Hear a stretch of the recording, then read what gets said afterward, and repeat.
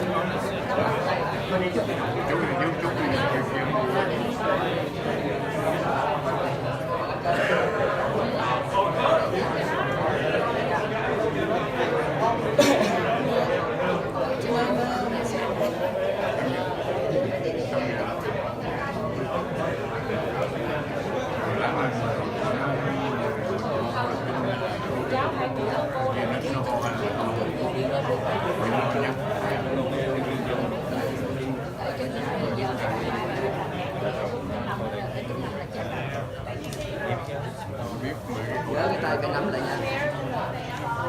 Thôi bỏ xuống đây nha.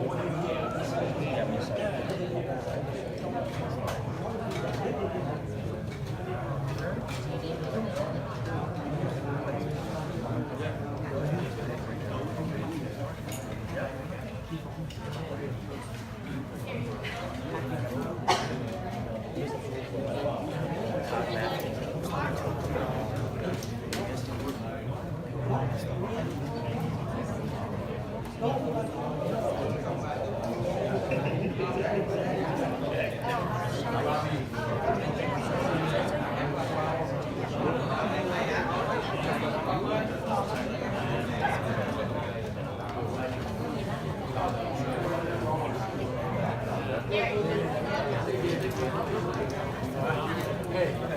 you for coming. Okay.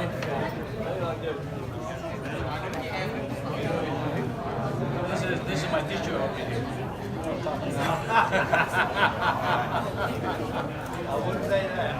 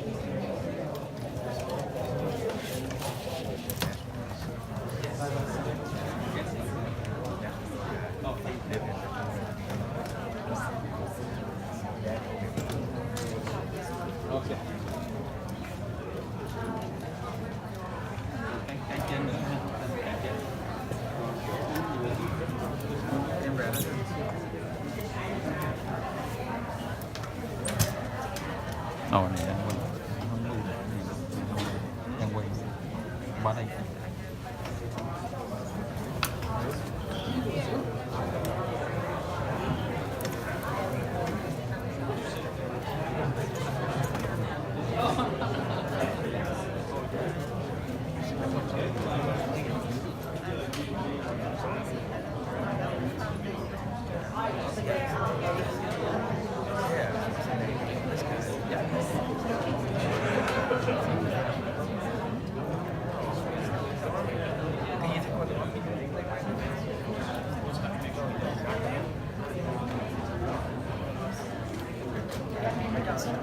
It says reserved.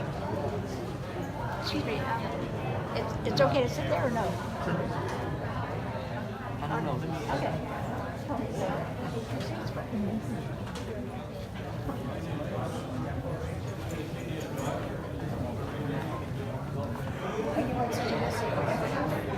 But that's okay. Okay, you know what? There's other chairs, no problem. Yeah, so we can get to that right now. Yeah, we're just waiting for our father. Okay, well, I'm ready to follow.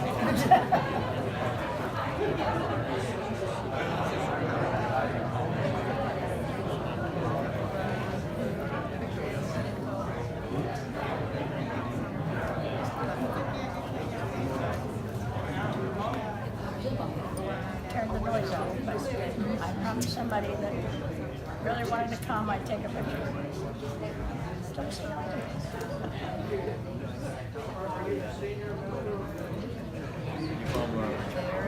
No, we live in the coming up 64. I thought all the construction was done. Well, guess what? It's not. So we had a few slow down.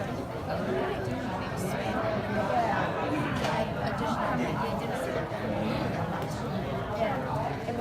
the 295 area. For 3 days, for a long time. It was really good. And then all of a sudden, it wasn't.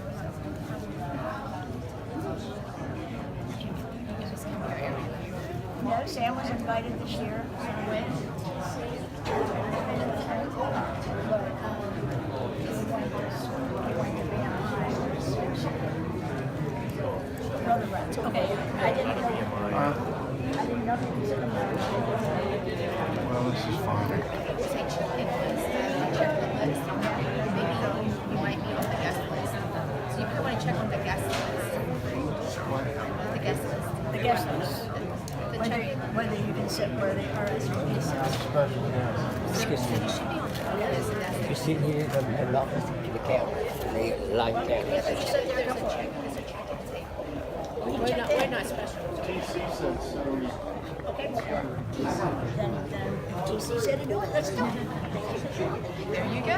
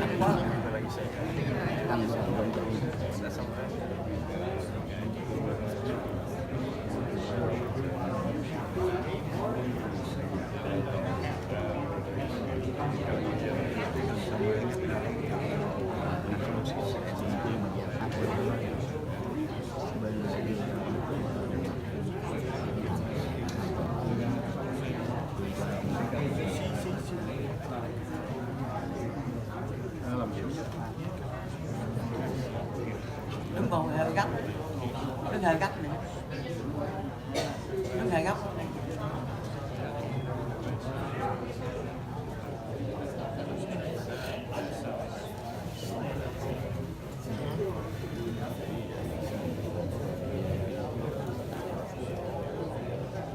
mới đầu mình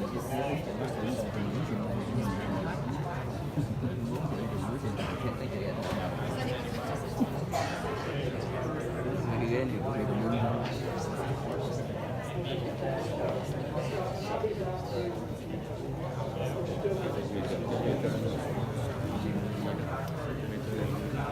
Cái này đâu?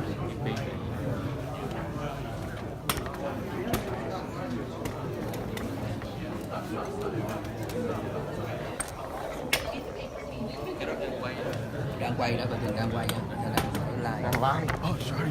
Ok, rồi, được rồi. Okay. That's okay.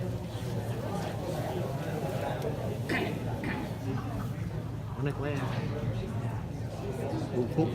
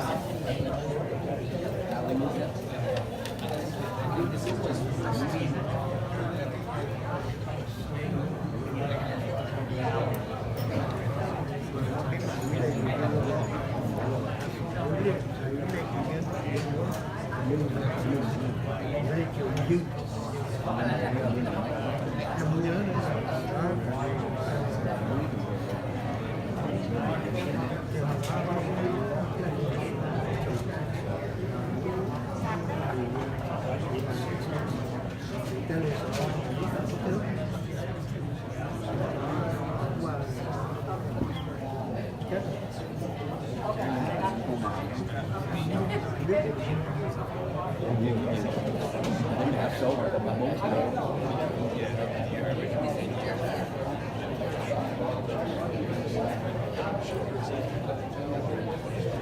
Cái này là digital hết rồi. Giống người ta xưa nó giống đi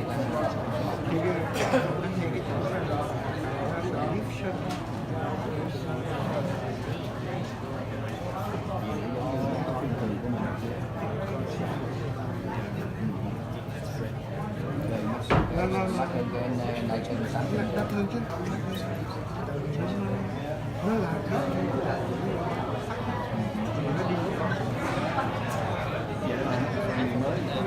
đi tuyệt vời. nó nhỏ như thế này. Nhỏ như thế này. Ôi, tuyệt vời.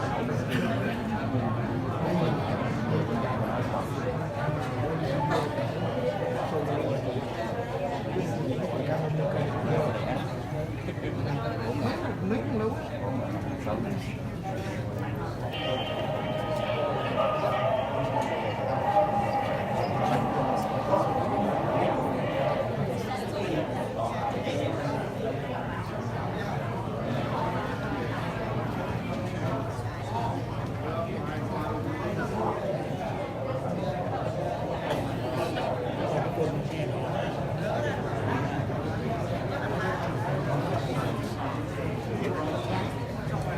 Cảm ơn chị. Cảm ơn chị.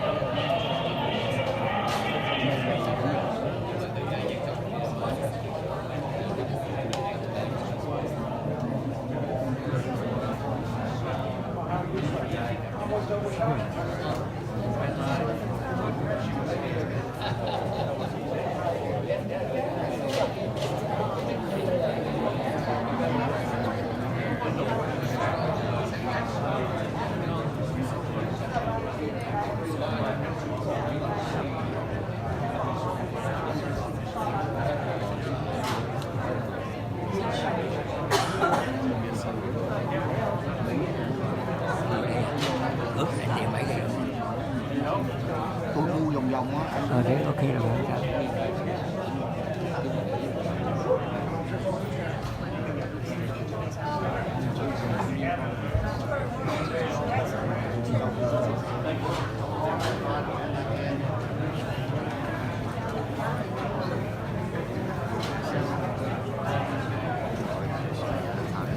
Hello Toàn. Làm người giá đâu lâu quá vậy. Tại vì nó vậy đó nó đi qua thôi thấy rồi đó. Rồi chuẩn bị nó lại nó giá đâu sao mày không có để đâu mày lại mày đừng có để là thấy cái già bị gạt nhiều lắm không biết giá chưa thấy cái giá này bị gạt nhiều để thấy mày là bị gạt không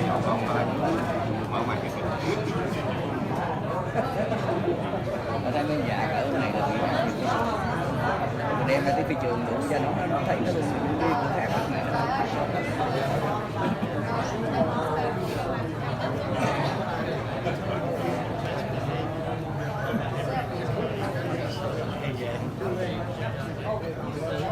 Hay về lúc tối về luôn hay ở lại? Chưa biết. Sao? Tùy theo cái mâm tiệc em nhớ cỡ nào mình sẽ tính Phút này cũng phải đổ vài cống rồi. Không có vài cống đâu có vài được. Đừng có chuyện này.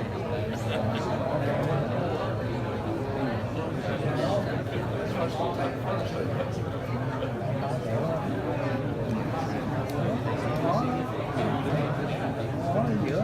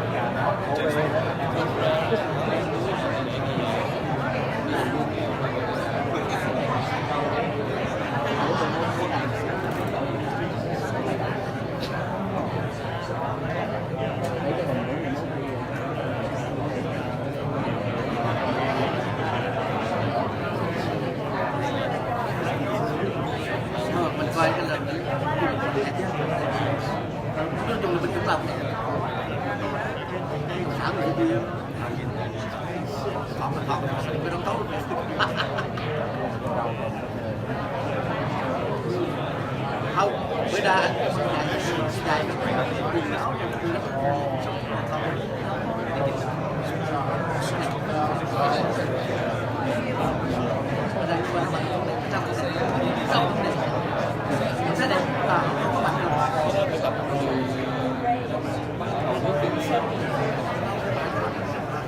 Chào chú Hà.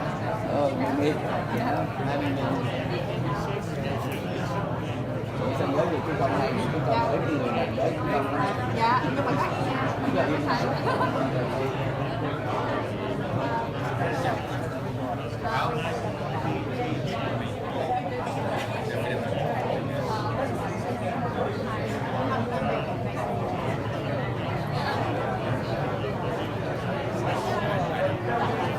My dad went east.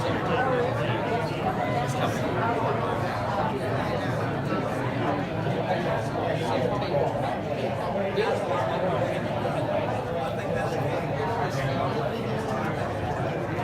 Is that the one out of health?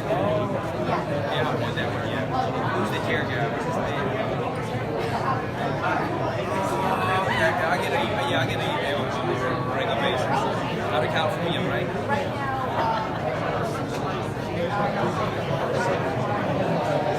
What's your first name? Mine? It's not the same one. I'm saying. Which one? Yeah, that's it. Actually been hard. Related? Okay. That's it. That was named Pennsylvania. Okay, congratulations. Good job.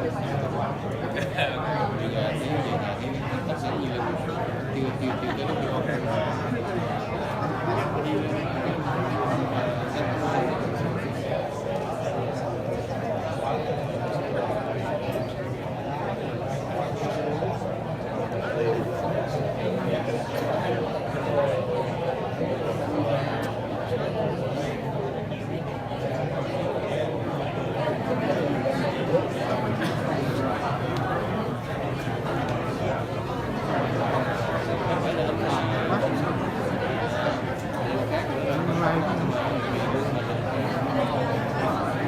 Bỏ lên video và thành video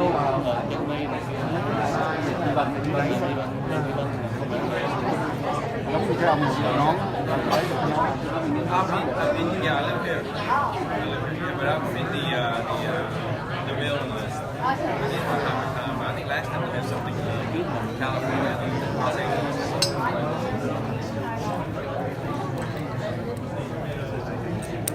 Yeah, back. Yeah, you're the.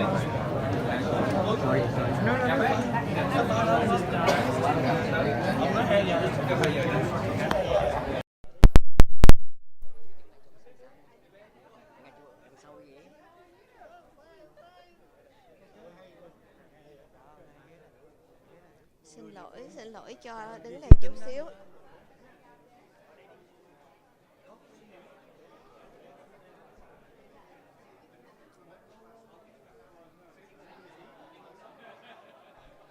Truyền hình Việt Nam vùng Hoa Thịnh Đốn chúng tôi xin mời quý vị theo dõi phóng sự về buổi lễ tưởng niệm 30 tháng 4 được tổ chức tại Richmond, Virginia do Cộng đồng Người Việt quốc gia tại đây đứng ra đảm trách.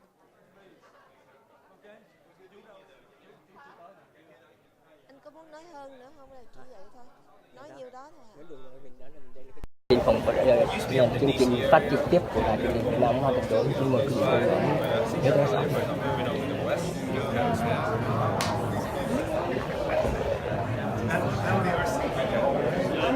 Bắt đầu. Em có để cái logo rồi để trước. Có rồi. Dạ có rồi. Ok. Đang phát hình nữa.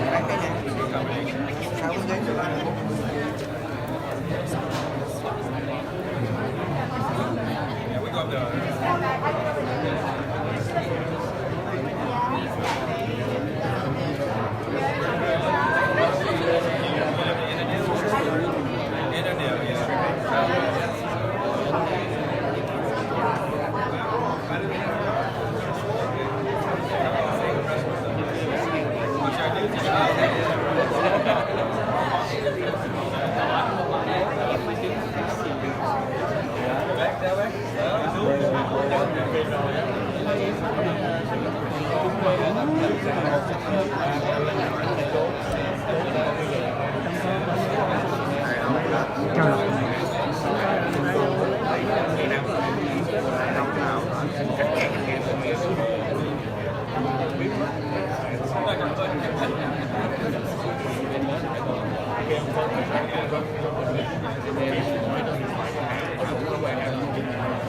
Chương trình bắt đầu từ mấy giờ?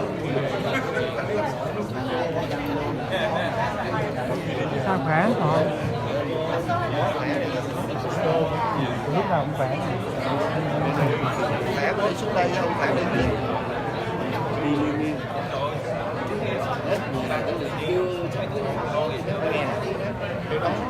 Mấy bà chị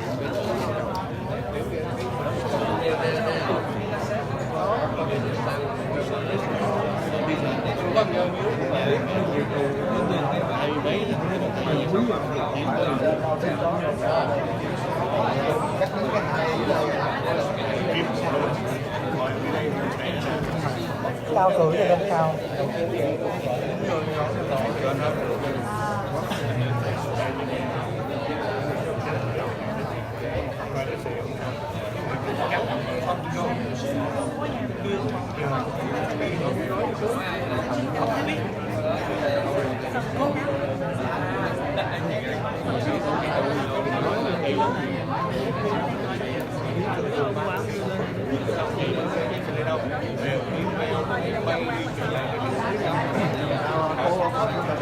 lần đầu tiên Vâng, rất nhiều.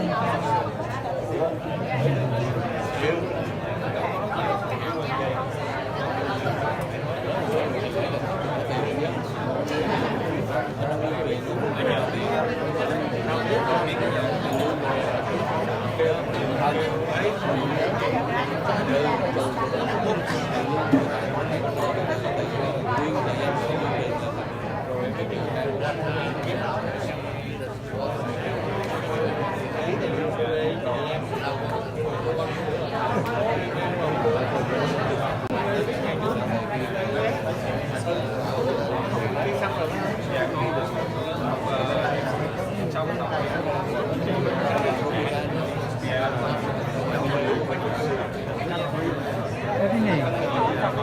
Em Quang ơi, bên kia có một cô nữ mà không có nón thì nó đồng phòng hết này, đợi cô Mai không có nón, gọi qua cô có đội không? Cho có 2 mượn.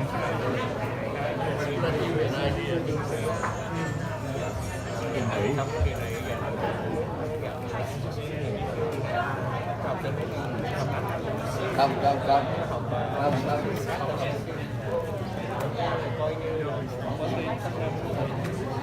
Cũng là không dịch lá phần. Cái dây đeo Nó là sao chỉ huy vậy nhỉ?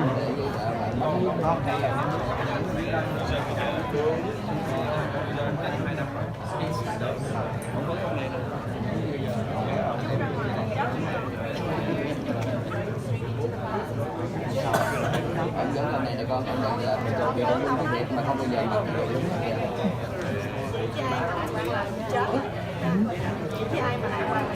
Đỏ xương đó. Nè.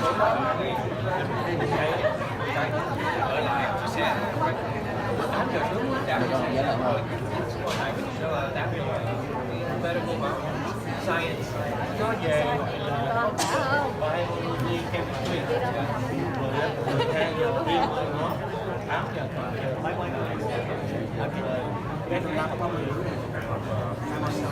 không phiêu xe mấy từ mấy tôi nói với em mấy qua cái đó nó nói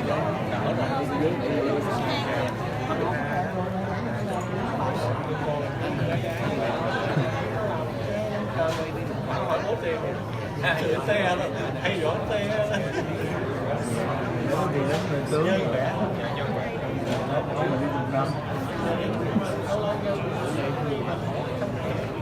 quay từ người có tóc đến kẻ trong đồng,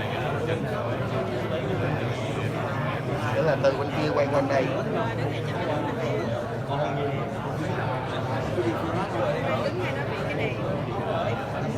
Sao đó? Cái chị này lâu quá để tôi chụp cho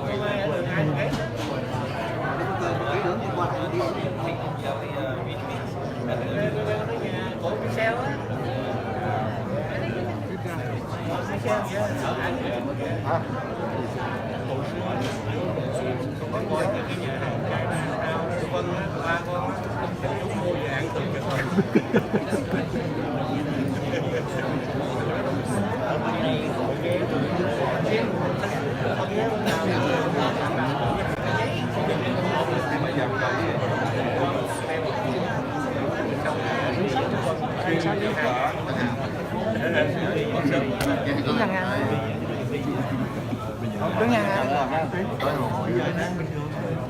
Quốc ca Việt Nam. Lấy cái này để cho sáng đi. Chuẩn bị chưa?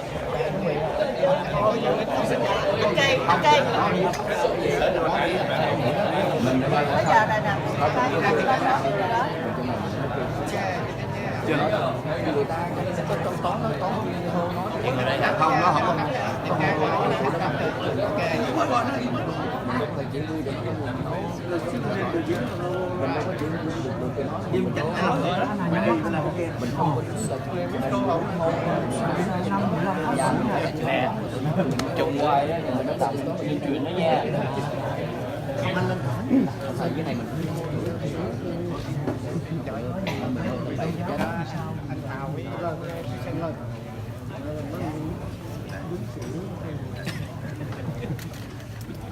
dạ vâng cắp lá quá đẹp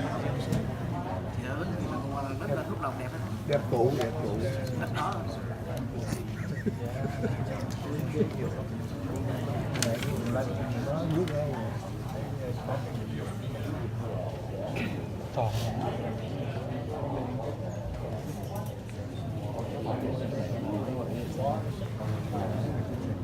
đó nhà đây để mình tới đây cho được mấy cái ghế ngồi với cháu được 4 đứa hành đi vô tình 4 đứa trên nhà nhé.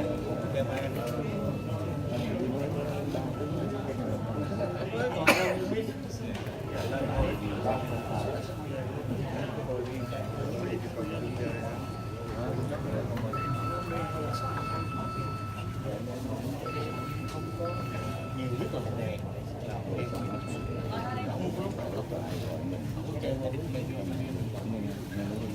nhà cũ rồi.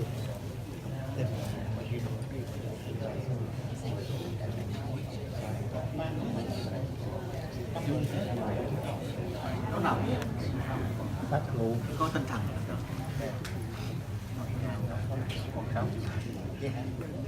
Con nha dành được cũng không biết lắm này kiếm khủng này hòa hảo cái ngồi vợ mời bà xã nó gì ngồi đấy nói chuyện bên đấy chú ông tới giờ dạ ông đây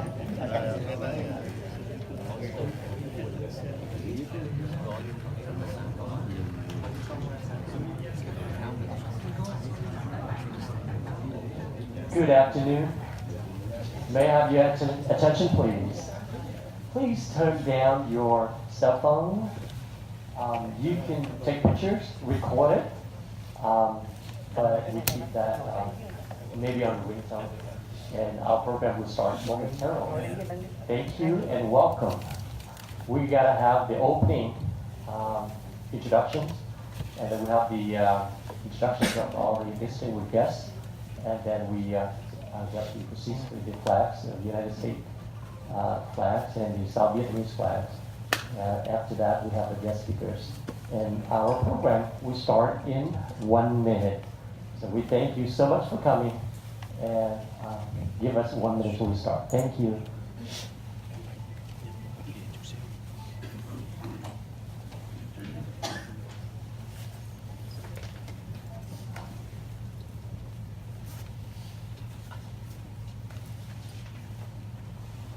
First, I gotta give a little speech in Vietnamese, and Mr. Nguyễn will have that in English.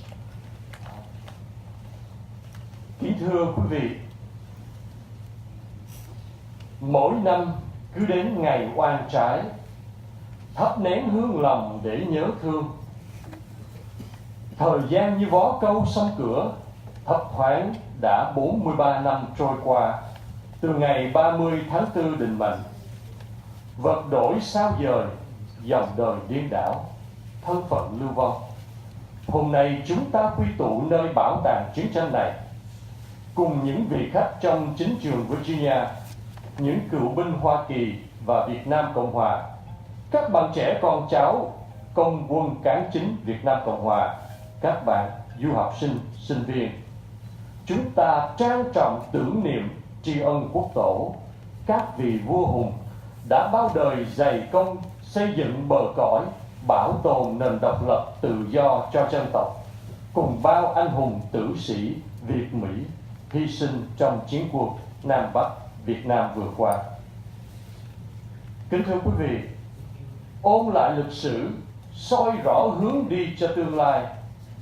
Lời thơ xưa vang vọng, chỉ làm trai dặm nghìn da ngựa, gieo Thái Sơn nhẹ tựa hồng mang. Nghe có vẻ sảng khoái và vô tư, nhưng thực tế không đơn giản chút nào.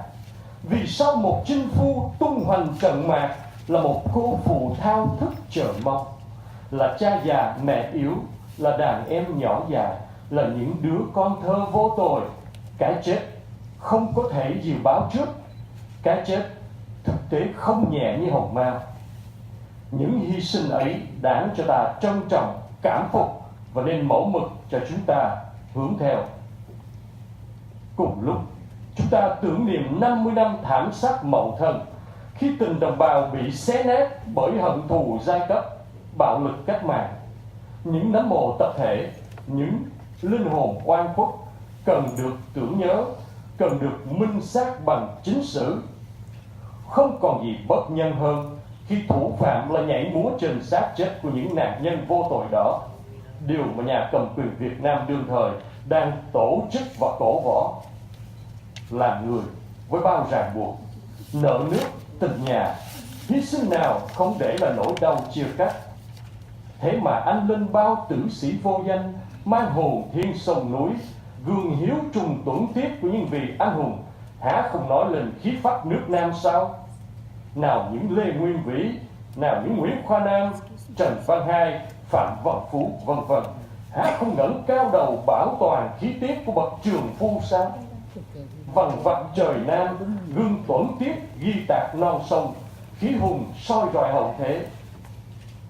Kính thưa quý vị, ngày kia, sau cuộc chiến, nơi trại tù khổ sai, những chiến binh bại trận đang bị đầy đọa lao lực. Một nhóm người thị thành tới thăm các tù nhân. Xa xa, người cai tù lăm khẩu súng, kéo nón che mặt. Một tù nhân hỏi vòng một phụ nữ: "Chị ơi, Sài Gòn vui không?" Nghẹn ngào, cô gái trẻ trả lời với hai dòng nước mắt rưng rưng: "Sài Gòn buồn lắm.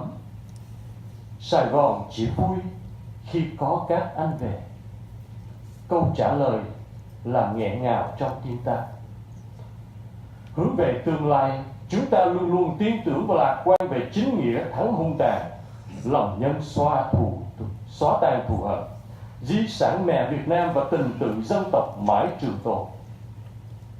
Chúng ta tri ân những người đã ngã xuống cho tự do vươn lên.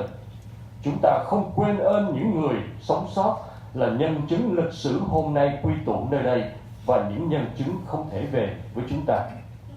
Không chiến thắng nhưng họ chẳng bao giờ mất danh dự. Không chiến thắng nhưng họ không mất chính nghĩa. Không chiến thắng nhưng họ không mất niềm tin. Không chiến thắng nhưng họ không bao giờ mất tư cách. Không chiếm được lãnh thổ nhưng họ chiếm được trái tim ta. Kính chào quý vị.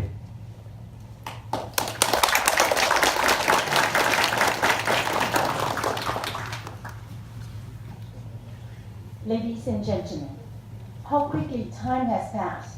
It has been 43 years since the dreadful day, April 30th. We are the people living in diaspora. Today, we gather in this war memorial together with our guests, Virginia politicians, U.S. and Vietnam veterans, the children of the Republic of Vietnam, the young domestic student, and those who study abroad. We solemnly commemorate and appreciate for the national ancestors, the hero of peace, who through many generations, had devoted their entire life to build the nation and preserve the nation's independence and freedom. Along the way, many had died as heroes in the last North-South War. Studying history projects the direction of the future. Word from the old saying echoed in our mind. A man is willing to die for his country. Death is inevitable, so dying for a good cause is worth it. That sounds noble, but in reality, it's not that simple. For every man fighting in the battlefield, there would be a lonely woman restlessly waiting for his return. Death cannot be predicted, nor can it be considered as light-hearted. Those sacrifices earn our respect, our admiration, and should be the model for all of us to follow.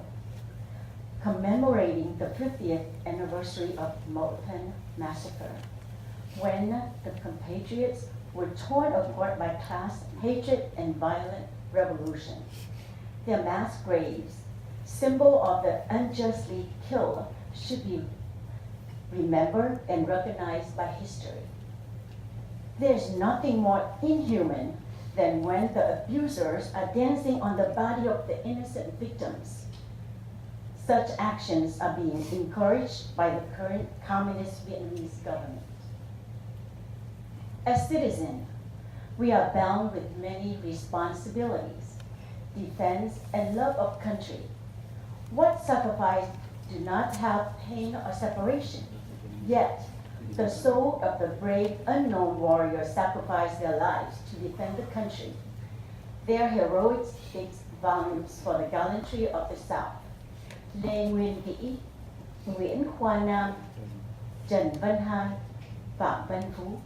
Did they not raise their head to preserve the courage of the brave men?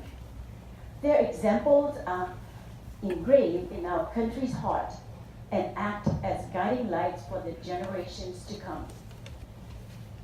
One day after the war, in one of the war prisons, the defeated warriors were being degraded with forced labor. A group of civilians visited the prisoners. From a distance, a prison officer bare his gun.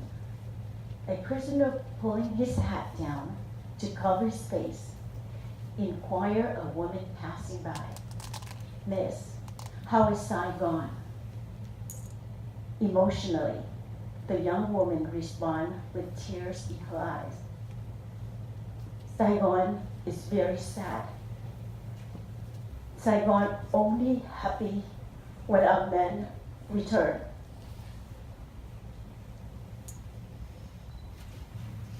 Looking toward the future, we are optimistic and believe in the victory of righteousness against the evil of hatred. Vietnamese heritage is the national identity of internal self-sufficiency. We appreciate those who sacrifice for freedom. We do not forget the survivors who are history's witnesses. They do not win, but they did not lose their honor. They did not win, but they did not lose their sense of righteousness. They did not win, but they did not lose their faith. They did not win, but they did not lose their character. They could not capture their territory, but they have captured our hearts.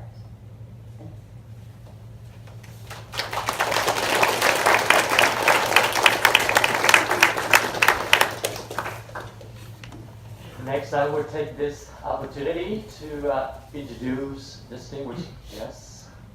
First, the Honorable Virginia Senator, U.S. Marine Corps retired Colonel Richard Black. U.S.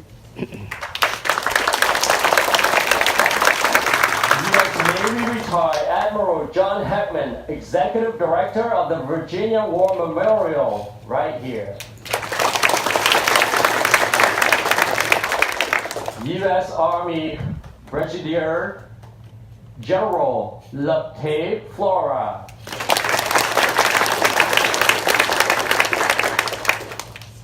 South Vietnamese Brigadier General Tất Duy Phạm.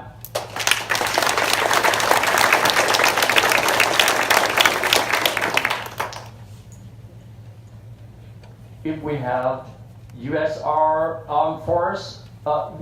Air Force retired Mayor Dr. Sante.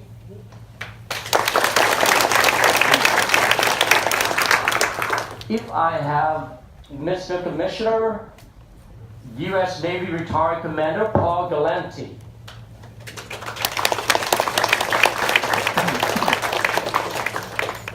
I introduce to you U.S. Army Captain William Haneke.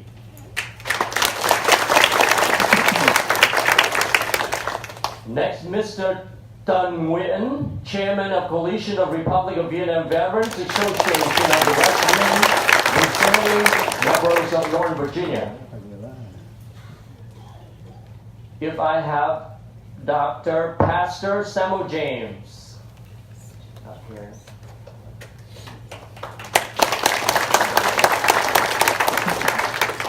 Mrs. Lan Mỹ Trần, Executive Director of Virginia Asian Chamber of Commerce.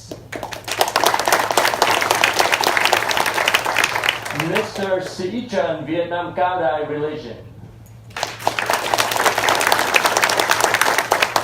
Mr. Huỳnh Hiệp, Chair of the Buddhist Association of Richmond, Virginia.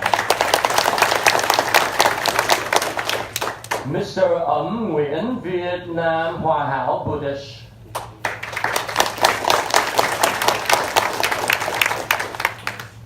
U.S. Public Health Services, Dr. Mimi Phan, President of Vietnamese American Uniform Service Association. Mr. Commissioner Thinh Phan, Commissioner of the Economic Opportunity for Virginians,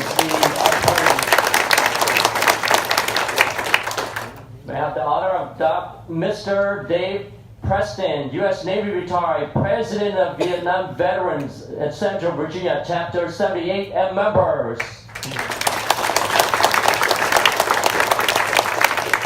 Are the members of Vietnam Veteran Motorcycle Club and members. American Legion Post 354s and members. Last but not least, Vietnam vet from VFW Post 6364 and members. And we would like to thank you all the medias, all the broadcasting program. And now we use to Mr. Sir to take charge over the salutation of the flag. Please stand for the presentation of colors.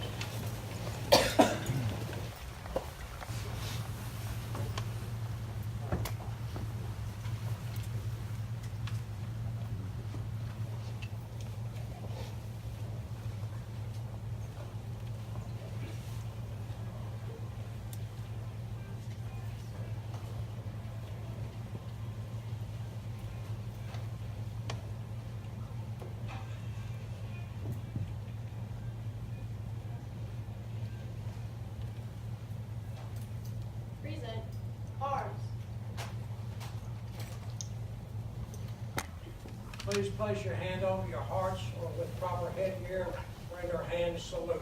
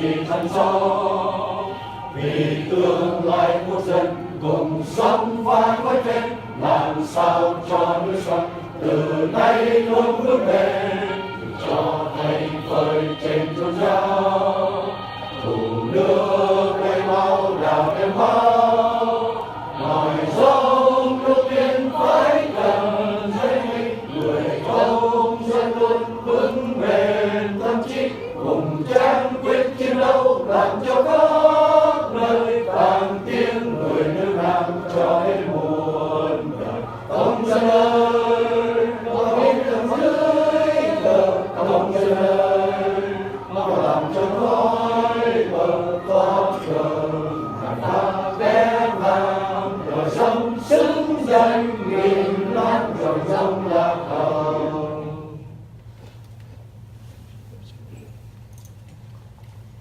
The moment of silence, để tưởng nhớ và tri ân quốc tổ, các vị vua hùng dày công dựng nước. A minute of remembrance. Commemorate and pay tribute to the nation, the hero kings who built the country. Ghi ơn bao anh hùng dân tộc, xả thân vì nghĩa lớn, mở mang và bảo vệ lãnh thổ, lãnh hải, giang sơn gấm vóc. Grateful for the great heroes who sacrificed for the great cause to expand and protect the beloved territory of the nation. Để tưởng nhớ những anh hùng tử sĩ và những gương tuẫn tiết của hàng tướng lãnh và quân nhân Việt Nam Cộng Hòa trong cuộc chiến vừa qua. Remembrance the deceased heroes and the generals and soldiers of the Republic of Vietnam who died with the loss of the Vietnam Republic after the last war in Vietnam. Tưởng niệm hương hồn đồng bào chiến nạn, oan hồn người Việt trên đường vượt biển, vượt biên cùng tất cả các nạn nhân của Cộng sản vô thần. Commemorating the soul of the compatriot, the unjust Vietnamese soul who died in the sea trying to escape communism. Đặc biệt tưởng nhớ những anh linh đồng bào quân cán chính Việt Nam Cộng Hòa, những nạn nhân cuộc thảm sát Mậu Thân 1968 ở Huế và Quảng Trị. In particular, we commemorate the compatriot, the soldiers of the Vietnam Republicans who were the victim of the 1968 Mậu Thân Massacre in Huế, Vietnam, Quảng Trị. Và hơn 58.000 quân dân Hoa Kỳ đã hy sinh trên chiến trường Việt Nam. And more than 58,000 soldiers, American soldiers who falls in Vietnam. The moment of silence begins.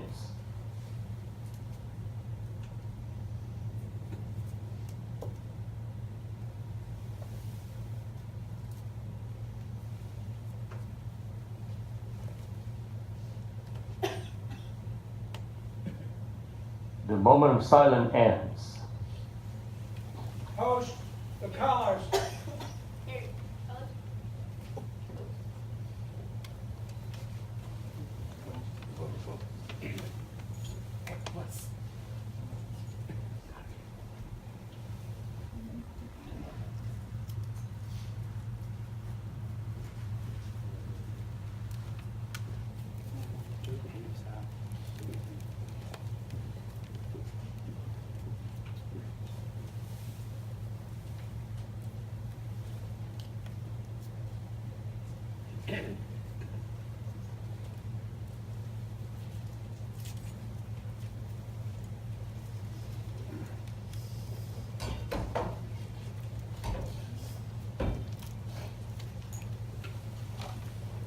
Please be seated. Thank you so much. Be seated.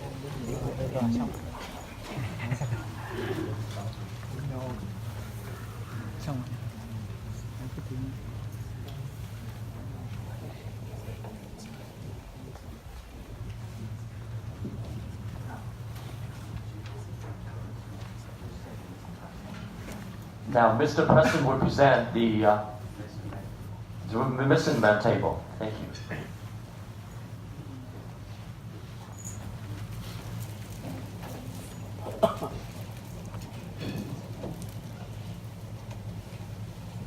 As you came in,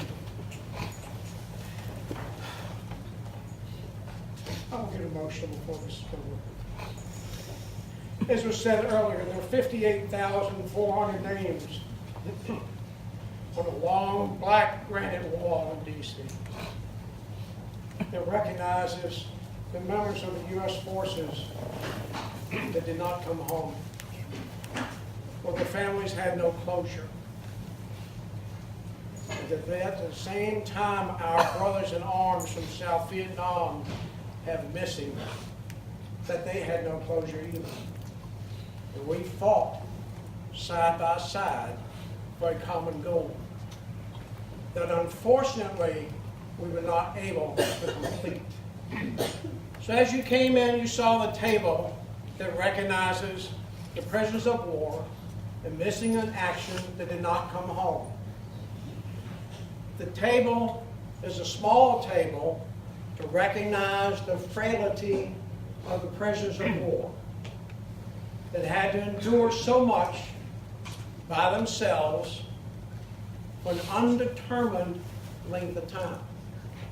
And yet today, we still do not know where any of these missing are, or are they still alive?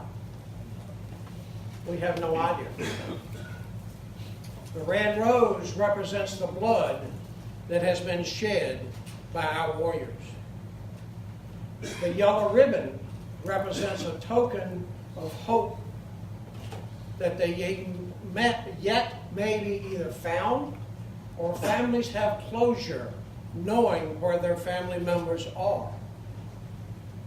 Because it's been so many years. The Bible, no matter what your faith, represents the faith that keeps all of us strong even in today's world. And it matters not what your faith is, as long as you have the faith, knowing there's a supreme being that you can rely on. The candle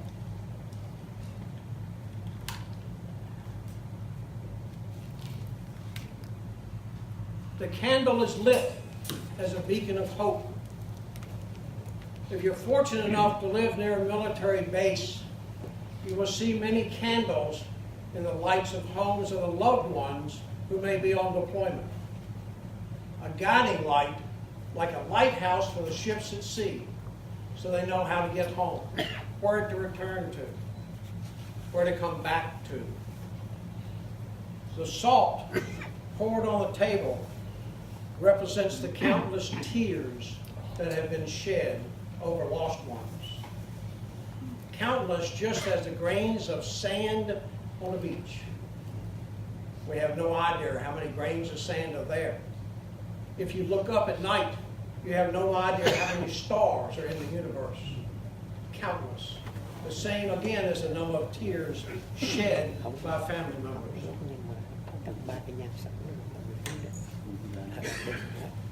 The juice from the lemon is for the bitter taste left in the mouths of those who have no idea where their family members are. What will bring them home? When will they come home? Who will see them home? It is our generation of veterans that will leave no other generation of veterans unrecognized, unacknowledged. We need to welcome each and everyone home for those that have served to protect the freedoms that we have and who may have to protect those freedoms in the future. We need to stand tall as an American nation, regardless of your background, regardless of where you're from, regardless of who you are. No one is too small.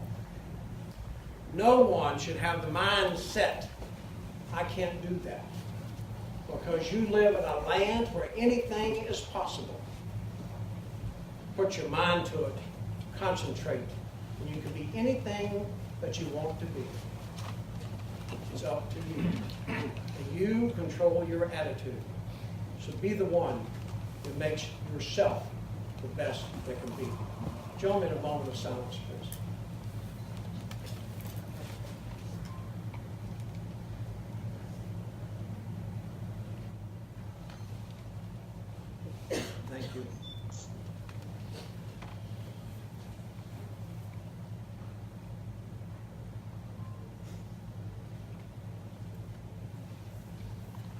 Thank you so much, Mr. Preston, for your emotional and sacred presentation. With that, we would like to introduce and invite the representative from the Vietnamese and American to honor the fallen one with the acts of incense and burn right in the front of the altar. Please come forward.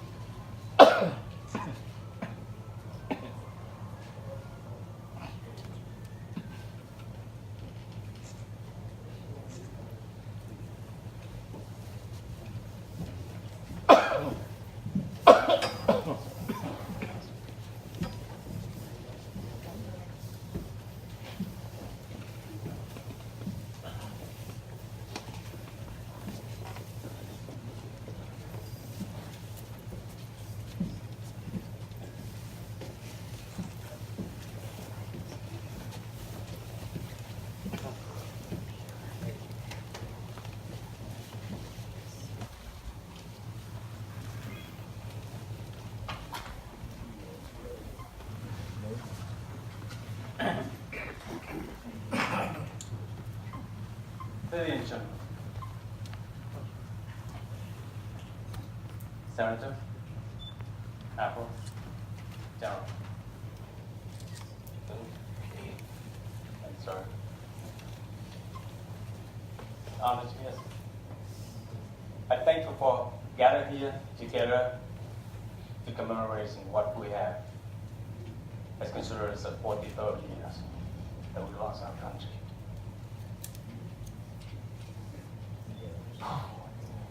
Because like Mr. Preston said, every time you come talking about, I get a little emotional. So forgive me if I make a mess of myself. But at this point, very quickly, I would like to recognize some individual that really made my life. Dad, are you here? Please. Ladies and gentlemen, that's my dad, Gerald O'More. This Vietnam vet, 1964, 65, am I right there? And 1982, he opened his house, share his love. I said, me. My gratitude for that as well.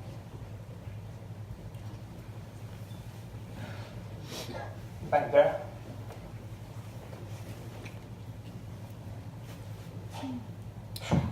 From far away, I would like to recognize a friend of mine, I shall call him a brother. Commander Wynn, United States Navy retired. Commander Wynn, are you there? Right here. Please.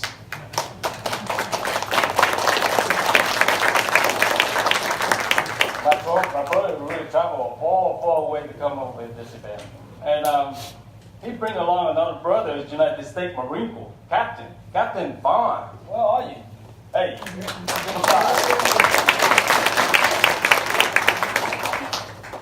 and farther away, I would like also recognize the lady who is almost like a mother to us. And oh my God, she come all the way from New York. And find out that 2 days ago, somebody just said to her, and she said, I'm there. Miss Hoàng Lan, cảm ơn cô.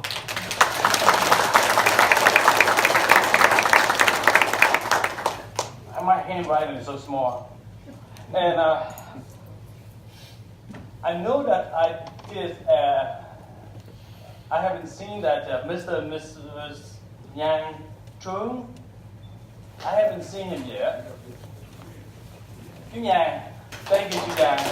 And by the way, chú Yang is also, Mr. Yang Trưa also have his brother, Colonel Trưa. Will you please stand up, brother?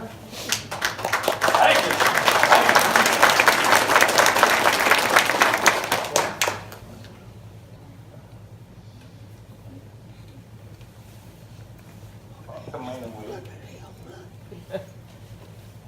And Mr. Yang and a few other people that always work behind the scenes tirelessly help me to groom me as I am and run the organization and try to give me all the advice that I have. As you know, I'm a young buck. With Mr. Yang, I also have Mr. Jock. Mr. Jock, are you there? Thank you, sir. And I will also be supported by Mr. and Mr. Tung Chung. Mr. Tung Chung, Mrs. Are you there? Thanks, sir. Those are the people that have helped me, but there is one small lady also helped me tremendously, and I'm not so sure that she's here yet. Jimmy Lin, are you here? Well, Jimmy Lin is not here, but Jimmy Lang is here. Will you please rise?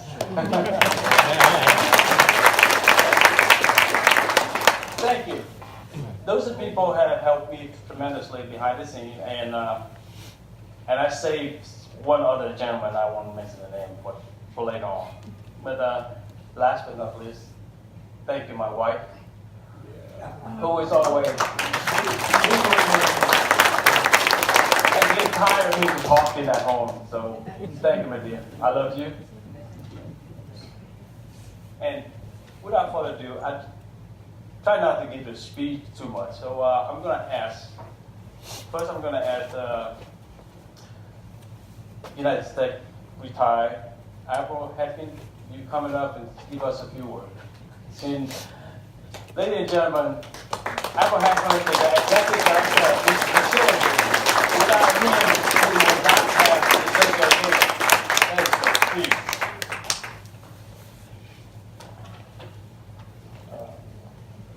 First of all, I want to acknowledge that Dr. Clay Mountcastle is the director of the memorial, and I'm the director of the foundation. And Dr. Mountcastle, I raise the money and he spends it. But I want to say to you, I was in Vietnam all of 1968 in Da Nang and North. I'm with you. My heart is with you. It is like yesterday for me. I know that you are in the right place in Virginia to recognize yourself. And in this event, we are, as you know, only and all about honoring veterans, preserving their history, and educating our youth, turning this memorial into a living memorial so that we can pass these stories forward forever, that it can never be forgotten. What the names on the wall here and the names on the wall in Washington and elsewhere did as your brothers in arms. Thank you very much for coming, and thank you for inviting me as well.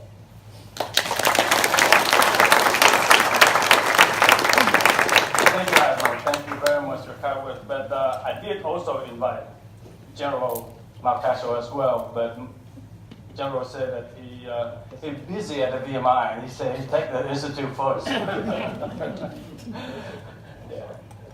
Yes. And Next gentleman I would like to introduce is the man with the integrity, with the honor, and he always looking after all the Vietnamese, from not just from the East Coast, but all the way to the West Coast. If any one of us haven't met him, especially the Vietnamese people, then you need to reach out to know who he is, because his heart so way with the Vietnamese people, like I said, from East Coast to West Coast. My honor to present to you the Honorable Virginia State Senator, United States Marine Corps, Colonel Richard Black. Sir.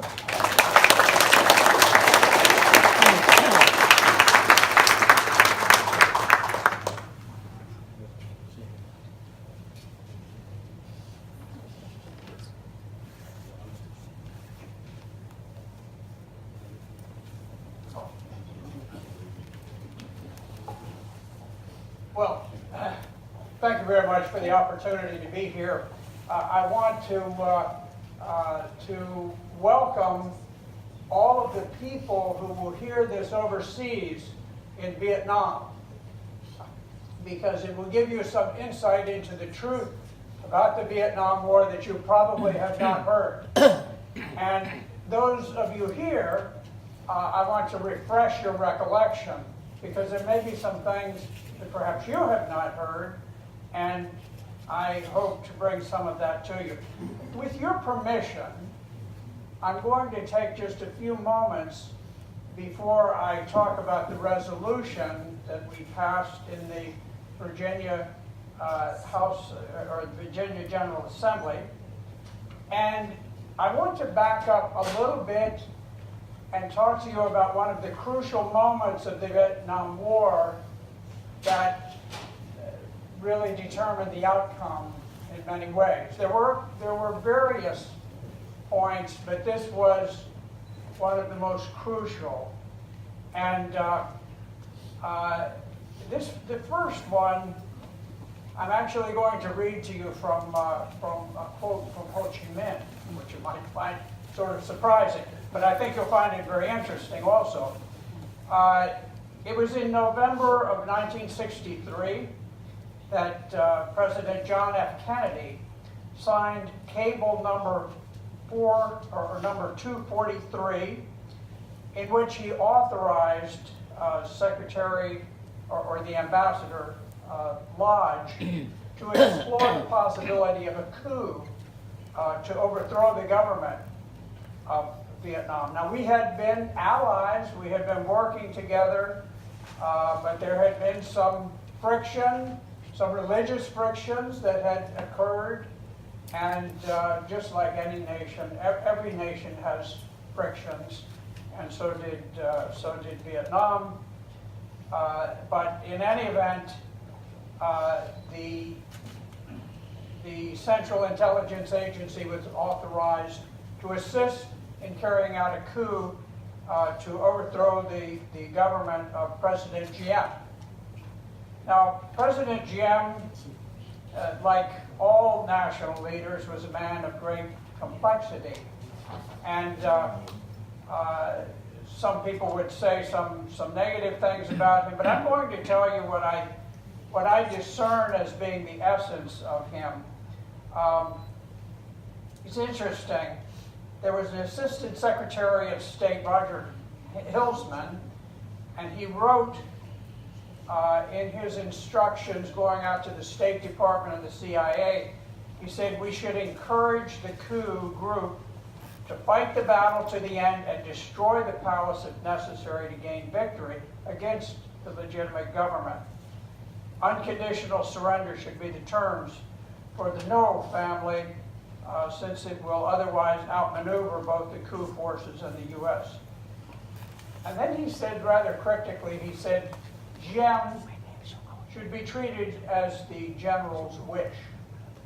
Well, I think he knew what the general's wished.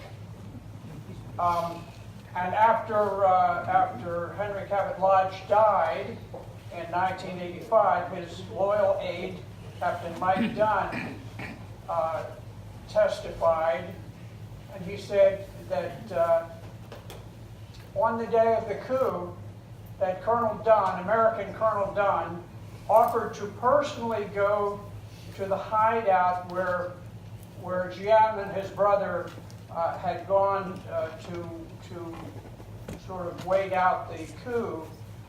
And Colonel Dunn asked the ambassador if he could escort the Diem brothers so that they would not be killed and so that perhaps they could receive asylum. And Colonel Dunn said, I was really astonished that we did not do more for them. And Henry Cabot Lodge refused to allow Colonel Dunn to go and to save the lives of the Diem brothers. And he later said, after they had been assassinated and shot, they were taken into captivity, they were taken into an armored personnel carrier, and they were executed rather brutally. And Ambassador Lodge said, what would we have done with them if they had lived? Very, very cruel, very heartless. To his credit, as near as I can discern, President Kennedy, when he received the news of the execution of the Diem brothers, he was somber and shaken. He blamed himself for approving Cable 243, which had authorized Ambassador Lodge to explore the coup options. And it shook him personally, and it bothered him as a moral and religious issue that the Diems had been executed and that he had been complicit in it. It was a shock that shook his confidence in the kind of advice that he was receiving about Vietnam.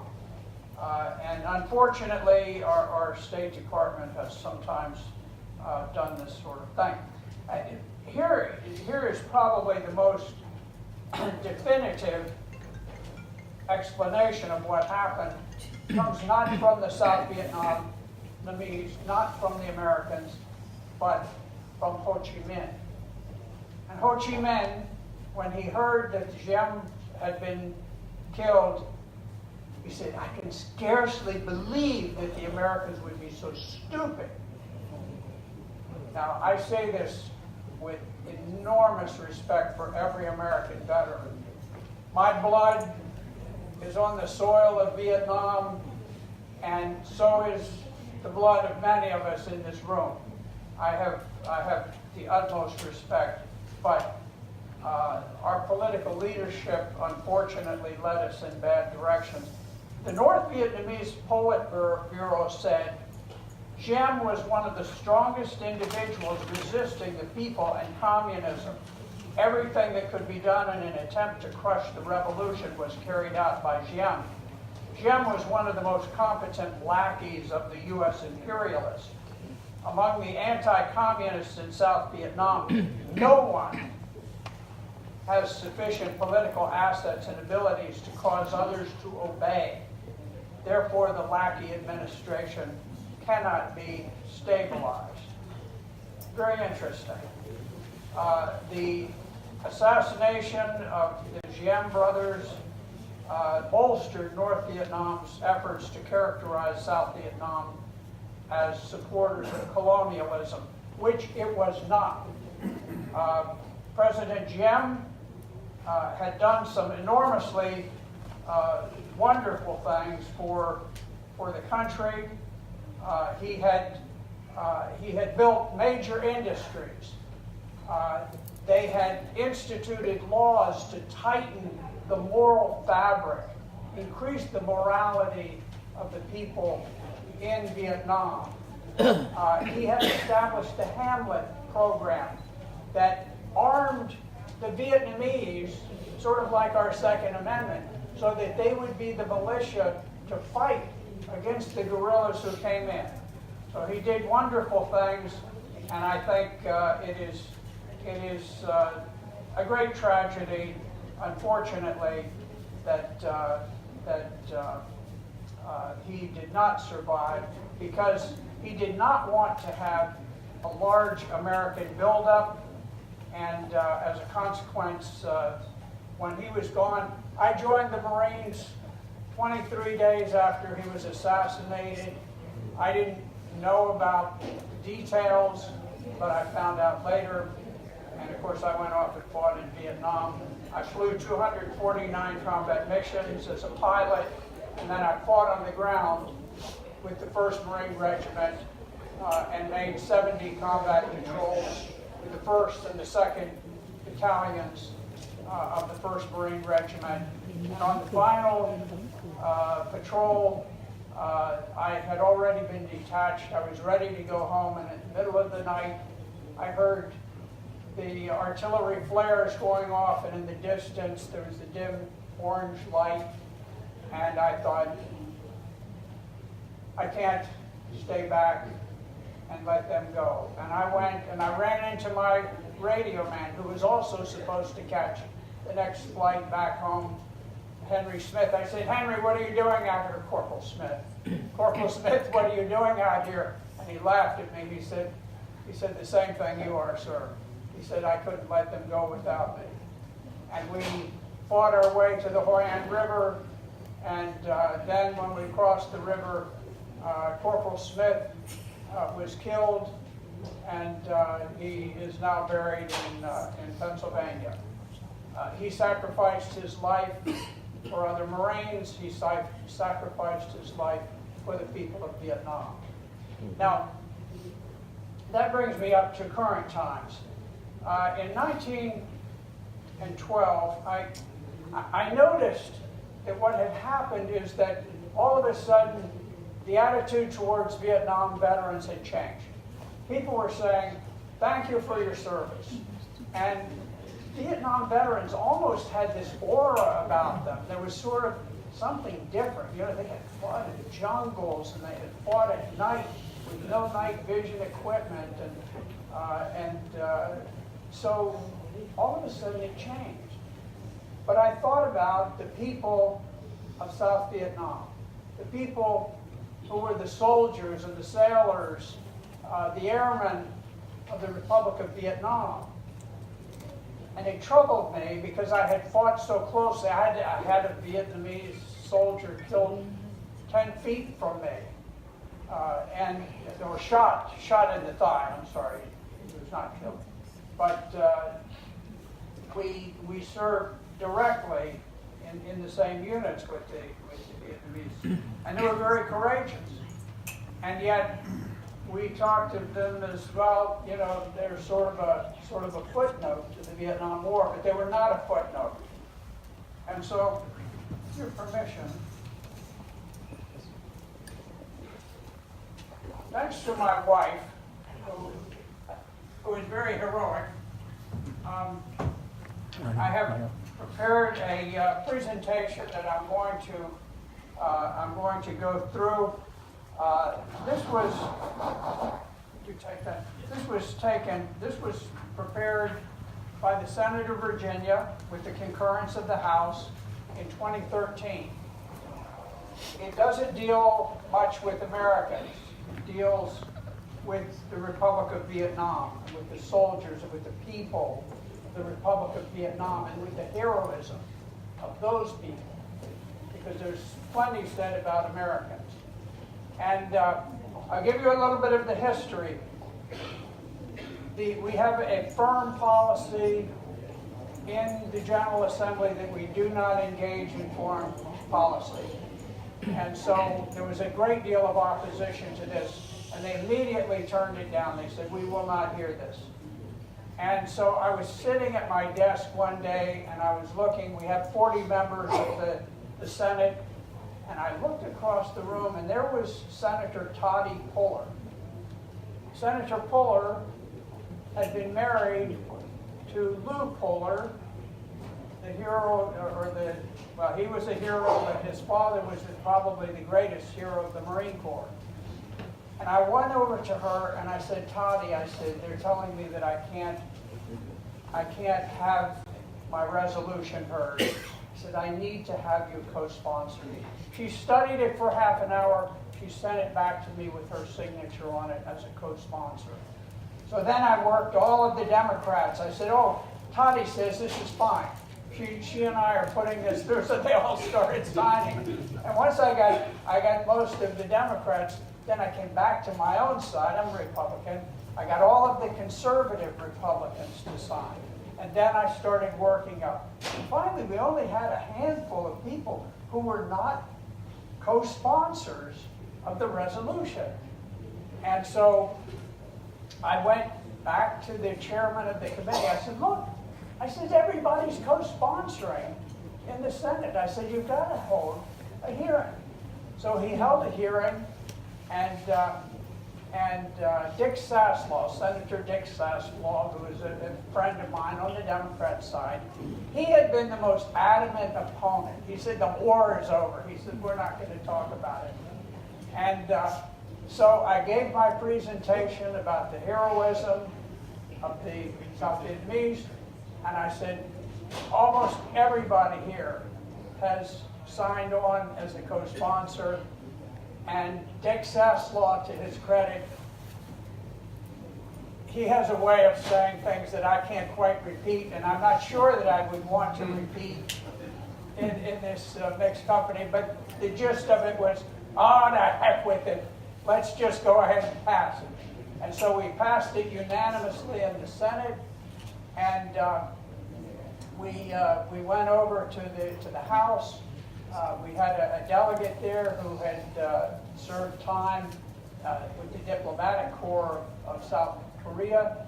He began getting co-sponsors. Delegate Bob Marshall on the Republican side. Before long, we pushed the resolution through, and now this is the law of Virginia. I did this because, not so much for you.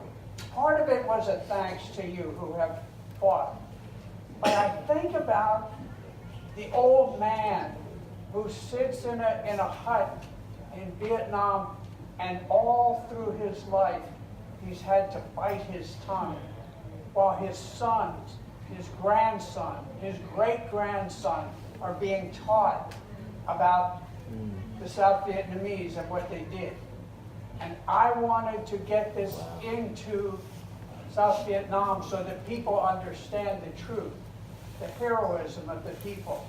And so I want to say a special word of thanks to Vic Nguyen, who was a magnificent, Vic Nguyen? Vic Nguyen? Yes. He was a magnificent translator, and he has translated it exquisitely. He spent a lot of time to make sure that everything was precisely accurate. And so now I'm going to go through this, and perhaps we will omit a lot of the whereases and the fancy language, and I will read the English, and I'll stop, and then I will let you read the, we'll go through a few lines, and then you do a few lines. Okay. Okay, this was passed in 2013. Whereas the South Vietnamese Americans, a proud, industrious people, make up the fourth largest group of Asian Americans in the United States, and a South Vietnamese mass immigration to the United States began when communist tyranny swept the former Republic of Vietnam after the Fall of Saigon in 1975. Thưa quý vị, Senator vừa đọc, thượng nghị sĩ vừa đọc ra, tôi xin đọc lại phần tiết kiệm. Xét vì những người Mỹ gốc Nam Việt Nam, một dân tộc oai hùng và cằn mẫn, hiện là nhóm người Mỹ gốc Á lớn thứ tư trên đất Mỹ, và xét vì một quốc dân vĩ đại người Việt Nam đã sang Hoa Kỳ khi bạo quyền cộng sản chiếm xong miền Nam Việt Nam Cộng Hòa sau ngày Sài Gòn thất thủ vào năm 1975. Whereas to the very end, soldiers of the Army of the Republic of Vietnam fought valiantly, defending their freedom with skill, daring, and gallantry. The Arvin 3rd Cavalry Regiment, for example, demonstrated such skill and heroism in battle that it was awarded the coveted United States Presidential Unit Citation, and nearly 60,000 American fighters died in the Vietnam War, and some 224,000 South Vietnamese also fell defending their nation. Xét về cho đến phút chót, những binh sĩ trong quân lực Việt Nam Cộng Hòa đã kiên cường chiến đấu để bảo vệ nền tự do của họ một cách tài tình, táo bạo và can đảm. Như trường hợp nữ Đồng Ba thì bên quân lực Việt Nam Cộng Hòa đã chứng minh sự dũng cảm và tài nghệ trong chiến đấu, đến độ được lãnh huy chương Tổng thống Hoa Kỳ dành cho một đơn vị. Và xét thì gần 60.000 chiến sĩ Hoa Kỳ đã hy sinh trong chiến tranh Việt Nam và 224.000 binh sĩ quân lực Việt Nam Cộng Hòa đã nằm xuống để bảo vệ quốc gia của họ. Although the American sacrifice in Vietnam was enormous, some of the most bitter combat, including the savage warfare after the United States withdrawal, was shouldered principally by our South Vietnamese allies. And whereas the 1968 Communist Tet Offensive was designed to crack South Vietnam's will to resist, instead, South Vietnamese fought fiercely, and not a single unit collapsed and ran. Indeed, even the police fought, turning pistols against heavily armed enemy regulars. Và xét vì mặc dù sự hy sinh của người Việt rất to lớn ở Việt Nam, một số trận chiến khắc nghiệt nhất, kể cả một cuộc chiến dã man sau khi Hoa Kỳ đã rút khỏi Việt Nam, đã được gánh vác chủ yếu bởi các đồng minh Nam Việt Nam của chúng ta. Và xét vì cuộc tổng công kích Tết Mậu Thân năm 1968 của Việt Cộng sản là nhằm bẻ gãy ý chí chống lại Cộng sản của quân dân miền Nam, quân lực Việt Nam Cộng Hòa đã chống trả quyết liệt và không một đơn vị nào bỏ chạy hay tan hàng, thật vậy đến ngay cảnh sát cũng hăng say chiến đấu, dùng súng lục chống lại quân chính quy của địch, được võ trang đầy đủ. Whereas together with American soldiers, sailors, airmen, and Marines, the ARVN decimated the indigenous Viet Cong guerrillas, eliminating them as an effective fighting force for the remainder of the war, and most American units had left Vietnam by 1972. Yet South Vietnamese units continued to perform remarkably well with limited American help. They defeated North Vietnam's all-out Easter Offensive, a massive conventional invasion led by Soviet T-54 tanks. Cùng với bộ binh, thủy quân, không quân và thủ quân lục chiến của Hoa Kỳ, quân lực Việt Nam Cộng Hòa tấn diệt bộ đội du kích Huy Cộng, loại trừ hẳn thành phần này ra như một binh đội còn có khả năng chiến đấu trong phần còn lại của cuộc chiến. Hầu hết các đơn vị chiến đấu của quân Hoa Kỳ đã rời Việt Nam vào năm 1972. Các đơn vị quân lực Việt Nam Cộng Hòa đã tiếp tục chiến đấu rất hào hùng chỉ với một sự giúp đỡ tối thiểu của Mỹ, đánh bại cuộc tổng công kích mùa hè đổ lửa năm ấy. Một cuộc xâm lăng quy mô và uy ước trên toàn miền có chiến xa T-54 của Liên Xô nhận được. The Easter Offensive victory helped force North Vietnam to accept a negotiated end to the war. Sadly, in 1974, the United States withdrew most military support, including air power, severely restricting the flow of fuel and munitions to the ARVN. Strangled by a lack of supplies, tanks and artillery pieces were allotted meager quantities of ammunition, sometimes just a few shells a day, and radios often had no batteries. Chính chiến thắng của quân lực Việt Nam Cộng Hòa vào mùa hè đổ lửa đã buộc Bắc Việt phải chấp nhận kết thúc chiến tranh qua thương thảo. Tiếp theo, vào năm 1974, Hoa Kỳ đã rút cầu bằng cách giảm gần hết hiểm trợ quân sự, kể cả không lực, cắt nghiêm trọng việc cung cấp dầu xăng và đạn cho quân lực Việt Nam Cộng Hòa. Giờ đây bị bớt nghẹt bởi thiếu hết quân trang, quân cụ, trong khi chiến xa và pháo đài chỉ được phát số lượng rất nhỏ đầu đạn, có khi xuống đến vài quả trong một ngày. thậm chí đến các bộ truyền tin cũng không có cả biên để sử dụng. The strangulation of South Vietnamese supply lines destroyed morale and decimated combat power, making it impossible for even the bravest South Vietnamese troops to effectively defend against the final invasion by North Vietnamese soldiers. North Vietnam remained well supplied by its communist allies in China and the Soviet Union. Việc thắt chặt các đường dây tiếp tế cho quân lực nhân Cộng hòa đã làm suy sụp tinh thần và khả năng chiến đấu của họ, làm cho việc chiến đấu hữu hiệu của ngay những đơn vị can cường nhất của Việt Nam cũng không thể thực hiện được trước cuộc xâm lăng chót của quân Bắc Việt, và lúc đó vẫn được cung cấp đầy đủ với đồng minh trung cấp và liên xô với họ. Everyone with ties to the Americans or the government of the Republic of Vietnam feared threatened communist reprisals as communist forces overran the South during the spring of 1975.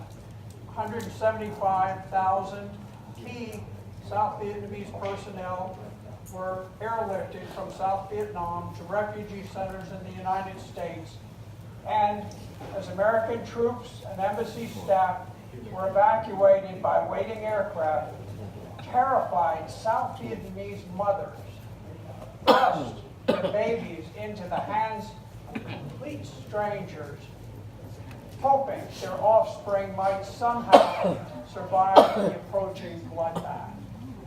Bởi tất cả mọi người có liên hệ với Mỹ hay chính quyền Việt Nam Hoa Kỳ rất lo ngại điện ảnh trả thù tệ hại của Cộng sản đến giờ phút chót.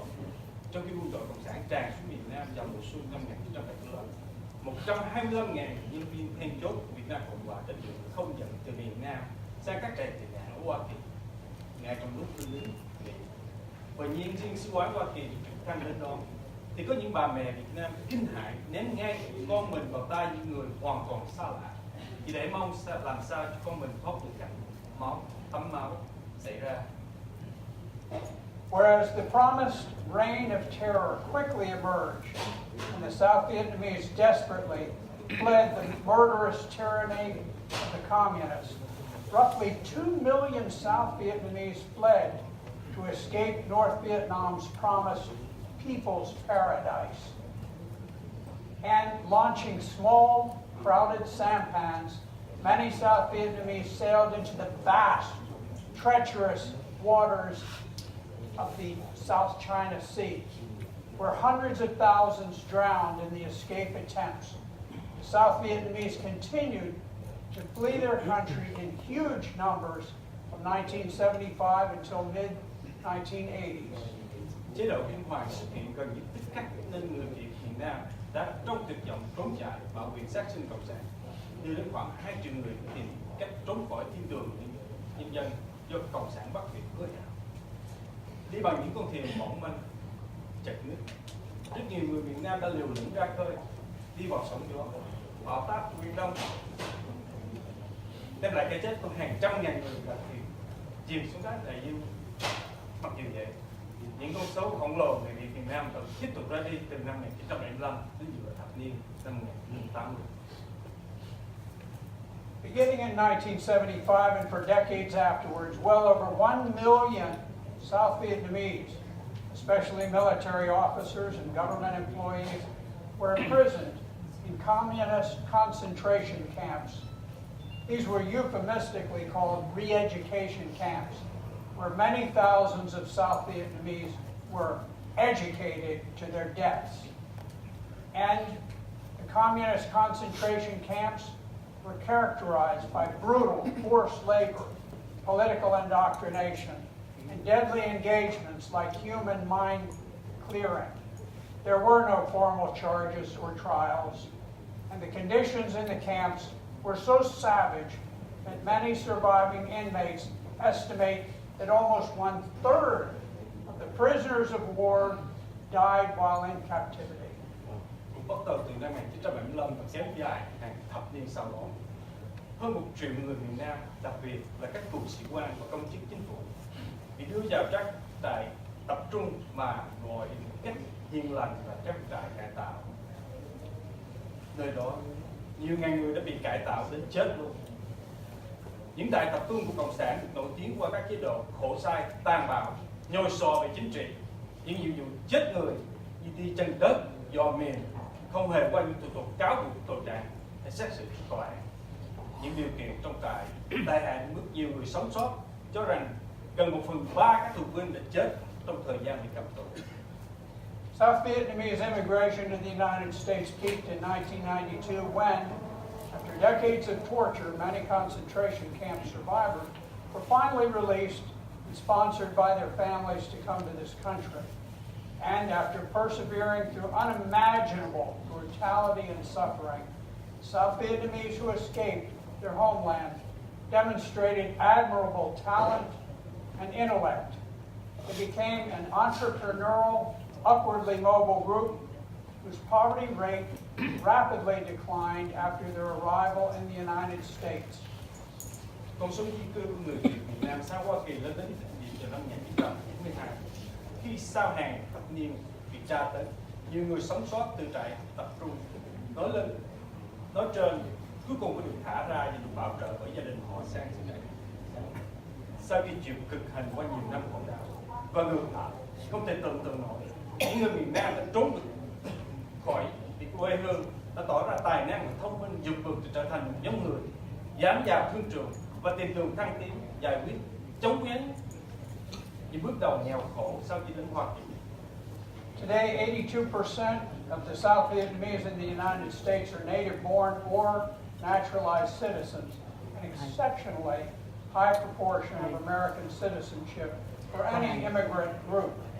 And for several decades, South Vietnamese American patriots have contributed to the United States with intellect, skill, loyalty, and determination. Many have proudly served in the armed forces of the United States of America. Ngày nay, 82% người Việt Nam có mặt tại Hoa Kỳ là những người sinh trưởng ở đây, hay là người đã có quốc tịch Hoa Kỳ, một tỷ lệ rất cao trong nhóm di dân cố tình. Qua nhiều thập niên, những người Mỹ yêu nước gốc Nam Việt Nam đã đóng góp đáng kể vào nước Mỹ với trí tuệ, tài năng, quyết tâm trung thành của họ với không ít con em làm phục vụ cách hãnh diện trong quân lực Hoa Kỳ. Do đó, and we won't read any further, but I will tell you that then the Senate resolved that this day would be recognized henceforth as a day to recognize the South Vietnamese for their heroism, for their contributions, and in no way was it ever intended to displace the other very important holidays on this day, but simply to supplement it and to say that we join you in your celebration of your courage, your gallantry, your heroism. And so, finally, I would like to just simply add a word of personal thanks. I fought with tremendous vigor over there. I remember leaving the base, the air base in Chu Lai, and I had gone out into town. There was a very nice girl. She ran a little shop. We were friends. We were not boyfriends and girlfriends, just friends. But she was a wonderful girl, and when I told her, I said, I have to leave. I have to go and fight with the 1st Marine Regiment. And she walked me to the barbed wire, and she said, in her little English, she said, you go, I die. And it broke my heart when Saigon fell. I had nightmares about that girl and about so many of the Vietnamese who suffered so terribly. So while I always will honor American veterans for their sacrifice, I understand that our sacrifice and our suffering was not of the degree of yours. I love the Vietnamese. I pray to God that one day Vietnam will be a free and prosperous country as we all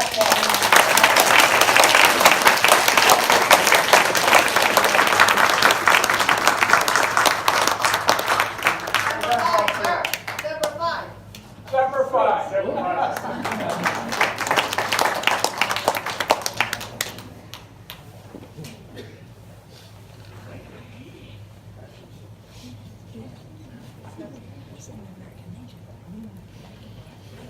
Thank you very much, Senator. Thank you for your kind. Like I just told everybody, that Senator has bring to the Vietnamese community so much, and he not just the East Coast, all the way to the West Coast. If you ever look on him, sometimes we travel to California to do some presentation with the Vietnamese community as well. So I thank you, sir. Thank you for your kind word. My next gentleman will speak of the day. I would like to invite, first I would like to speak in the Vietnamese because it's without respect. If I invite this general and he's a Vietnamese, so I would like to speak in my own tongue and language, please. Forgive me. Dạ kính thưa các bác, các anh chị và toàn thể đồng hương thân mến. Hôm nay chúng ta được hân hạnh có được Thượng tướng Tet từ Northern Virginia đến dự lễ cùng chúng ta. Thì tôi xin được hân hạnh mời Thượng tướng có đôi lời với đồng hương và tất cả các gì. Dạ, mời.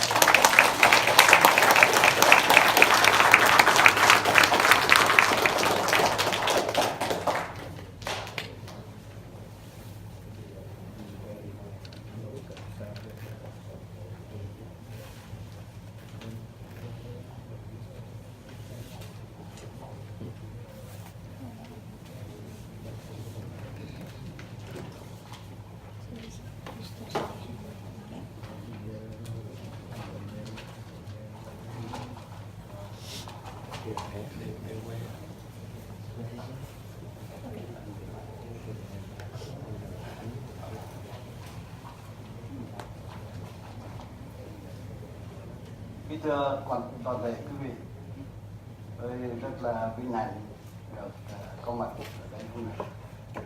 Kính thưa Chủ tịch Cộng đồng, kính thưa quý vị thực khách, kính thưa toàn thể quan khách, đồng bào ngoại giới, các cơ quan truyền thông có hàng năm cứ đến ngày Quốc khánh 30 tháng 4,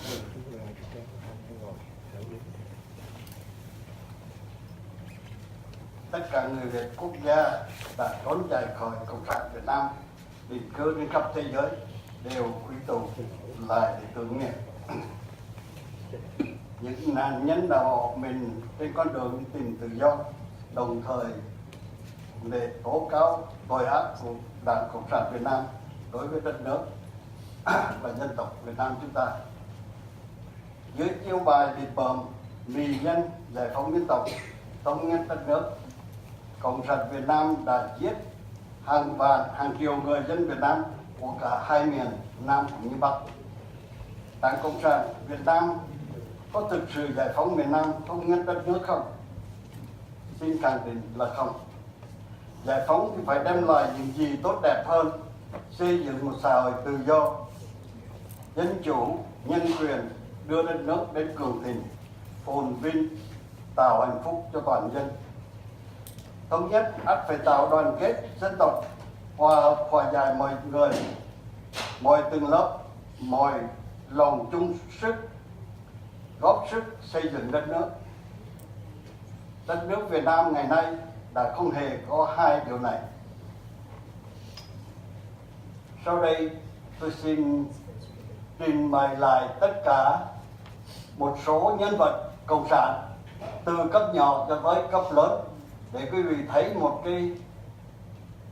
cái hình ảnh mà cộng sản đã cai trị đất nước Việt Nam sau ngày 30 tháng 4 cho tới hôm nay. Trước hết, xin hãy nghe nhà văn Dương Thu Hương, một người sinh ra và lớn lên trong chế độ xã hội chủ nghĩa miền Bắc, một quân nhân vào giải phóng miền Nam, đã ngồi giữa lòng Sài Gòn mà khóc và than thở. Cái dốt nát cái nghèo đói lạc hậu đã chiến thắng cái văn minh phồn thịnh. Sau khi chiến thắng miền Nam, bà Nguyễn Thị Bình, một nhân vật nổi tiếng của Cộng sản, Bộ trưởng Ngoại giao của cái gọi là chính phủ lâm thời miền Nam Việt Nam, cũng đã từng tuyên bố một câu để đời: phải 20 năm sau, phải 20 năm nữa thì miền Nam mới bắt kịp miền Bắc xã hội chủ nghĩa. Xin hãy nghe thêm một người từng chỉ huy đánh tư sản mại bản miền Nam, cũng là người tạo ra chính sách nàng kiều ra đi bán chính thức cho người Việt gốc Hoa đã sinh sống bao đời tại chợ lớn, nhằm cướp bóc vàng bạc châu báu tài sản của người dân miền Nam. Đó là Tổng Bí thư Đỗ Mười cũng đã từng tuyên bố: giải phóng miền Nam, chúng ta tịch thu tài sản, trưng dùng nhà cửa, hàng xưởng, ruộng đất chúng nó, xe chúng ta đi, vợ chúng ta lấy.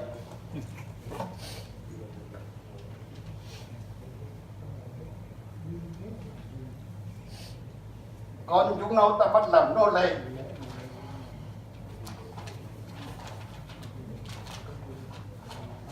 Còn chúng nó ta đẩy đi lao động khổ sai vùng kinh tế mới, rừng thiêng nước độc, chúng nó sẽ chết dần chết mòn.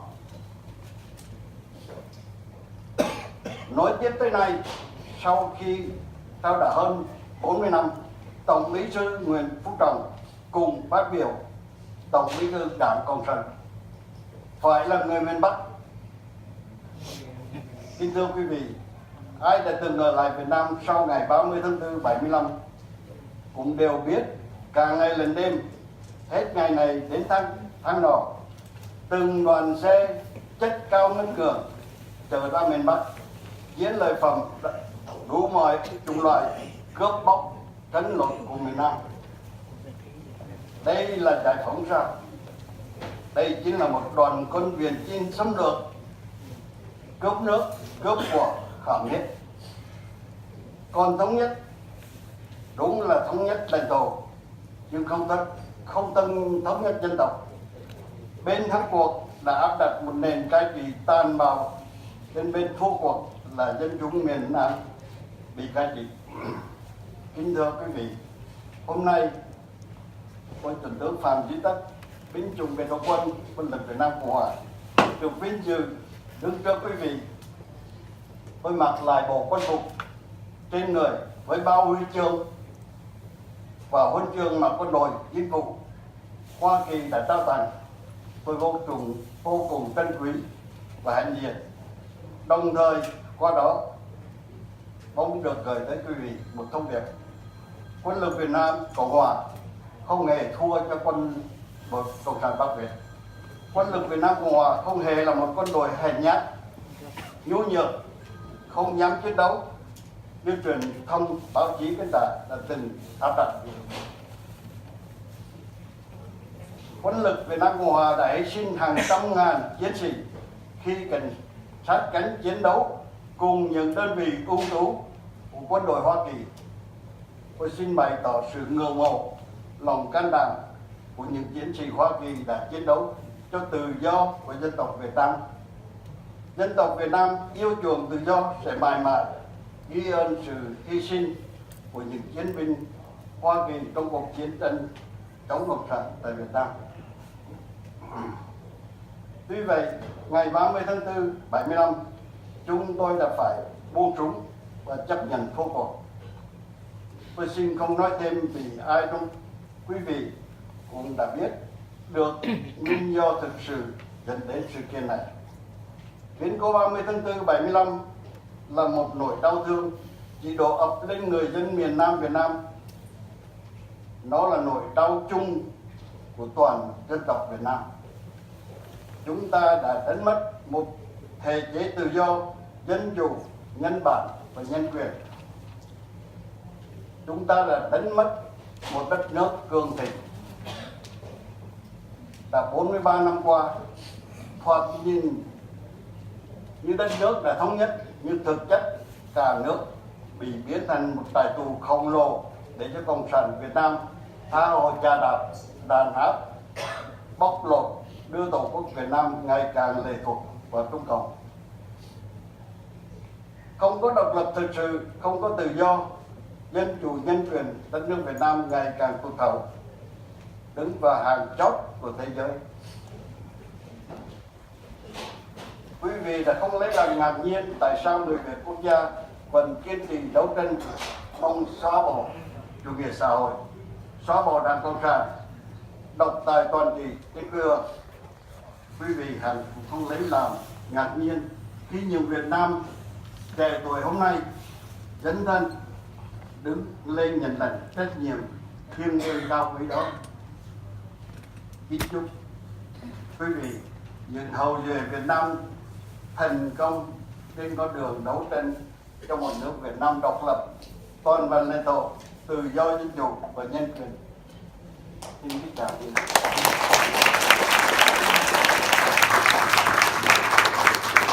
With all my Navy training, I was told that you never turn away when somebody offers you a microphone. But I respect my brother here. I promise I will stick to the script.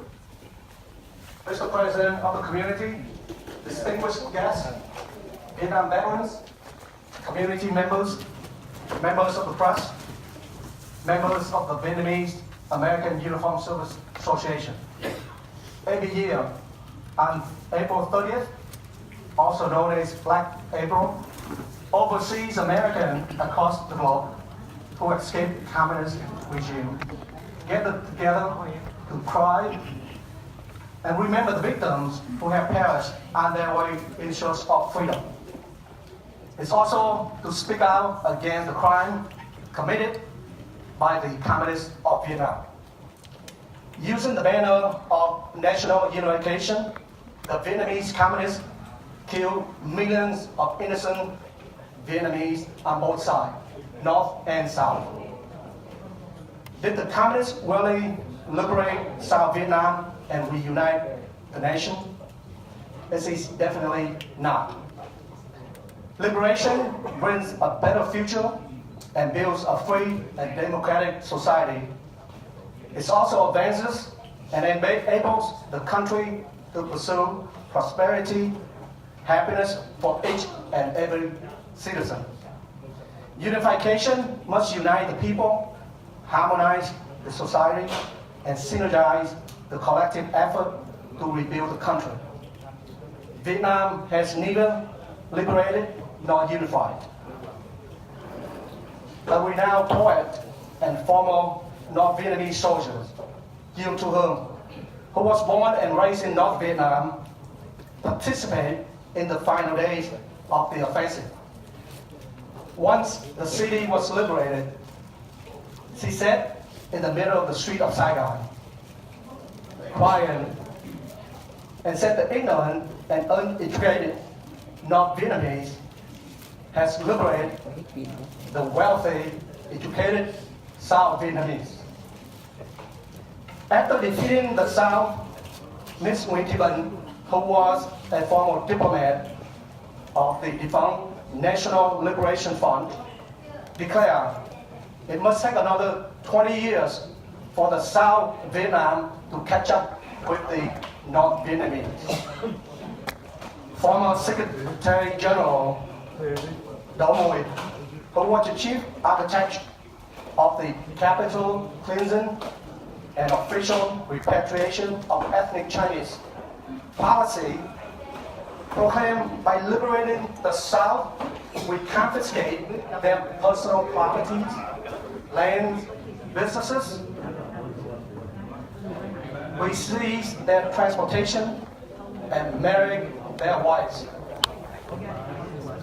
We enslave their children. In addition, we force our enemy into hard labor camps and in the remote and isolated economic zone, so they will die from starvation slowly. These state-run policies were intended to retaliate their enemy, not to reconcile. To enforce this doctrine, 43 years later, Secretary General Nguyễn Phú Cộng asserted a party leader must be a northerner who has a strong communist ideology. ladies and gentlemen, people who stayed behind after April 30th, 1975, witnessed convoys of trucks which fully loaded with war trophies stolen from the people of the South, heading to the North on a daily basis. Is that what they call liberation? They deployed a savage army to invade and ransack the South. What about unification?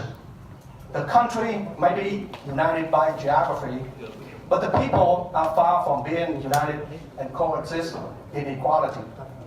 The winners set out to rule the South with an iron fist, oppression, cruelty that had never been seen in the history of Vietnam. Ladies and gentlemen, today, I, Phạm Duy Tắc, former Army Ranger and a Brigadier General of the Republic of Vietnam, proudly stand here with you. With love and respect, I'm wearing my uniform with a full military decoration that was bestowed to me by you, the United States of America. As a fellow brothers in arms, I have a message for you. The Army never surrendered the war. The men and the women who served the Army were brave and worthy fighters. They fought with gallantry and protect their country and were not cowards, as wrongly portrayed by the left-wing media. The Army sacrificed almost 1 million soldiers who fought courageously along with you in many bloody battles. I would like to express my sincere appreciation with admiration to those brave American soldiers who made the ultimate sacrifice to defend and protect the South Vietnamese people against communist aggression. The Vietnamese people love freedom, as you see many of us are here today. And we will never forget those fallen heroes. Unfortunately, on April 30th, 1975, we have to lay down our arms. Without further elaboration, most of us understand the true reason leading to this tragic event. It was not an excruciating experience to the people of the South, but also a national calamity to the Vietnamese people.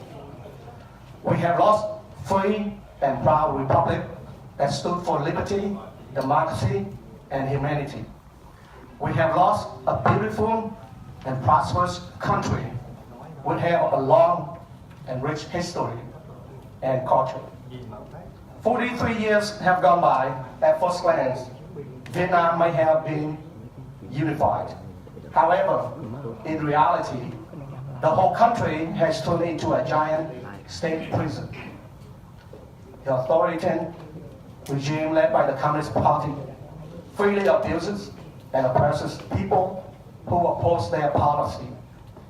This is further pushed the country into total control of the Chinese. Without true independence, freedom, democracy, and basic human rights, Vietnam has fallen behind many countries day by day, despite having plenty of natural resources and talented people. It is ranked among the poorest country. Up north, South Vietnam was the poor of the Far East. It should not be surprised to the free Vietnamese are still fighting to end communism in Vietnam. We should not be surprised to see younger generation of Vietnamese today who are willing to stand up and take on the sacred responsibilities to promote more freedom and democracy in the homeland. I also wish the next generation of Vietnamese with great success to fight for a Vietnam to be truly independent with liberty, prosperity, and humanity. Thank you.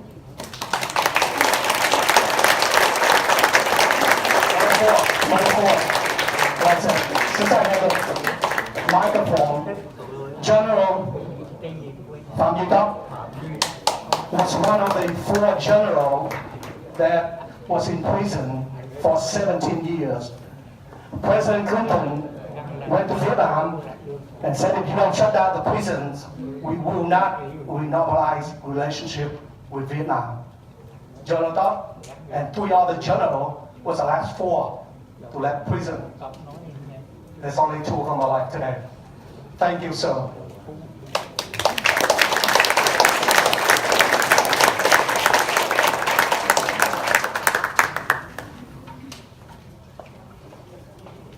Come on, Keith. Thank you, sir. And thank you, brother, for Commander Nguyen, for reading all of that. That's very good reading.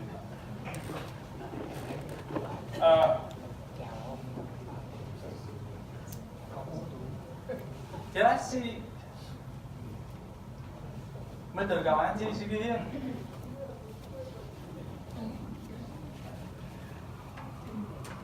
My next speaker, I would like to introduce to you. He is a United States Air Force retired major. He's a doctor. He's been spent a lot of time in Vietnam, and even after with the love of the country, with the love of the people, Dr. Tet is still want to go back there, and he's going back there under medical mission. So I'm going to let him just speak on his behalf because he's doing so much for Vietnamese people who live in the North Lane, part of the suburb, where the poor people live, under what I call a medical mission. Dr. Tet, will you please?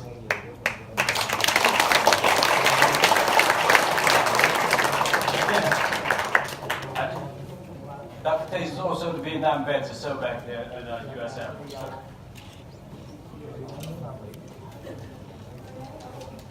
Well, not to mislead you, I'm not a medical doctor. I'm probably the only veterinarian in the room. Small world, TC and my oldest son, Sam, are classmates from Vietnam. 88, class of 88. Yeah. I had the opportunity to return to Vietnam in 2013 and again last March, and I was able to take my wife with me on the second trip. As a group called Vets with a Mission.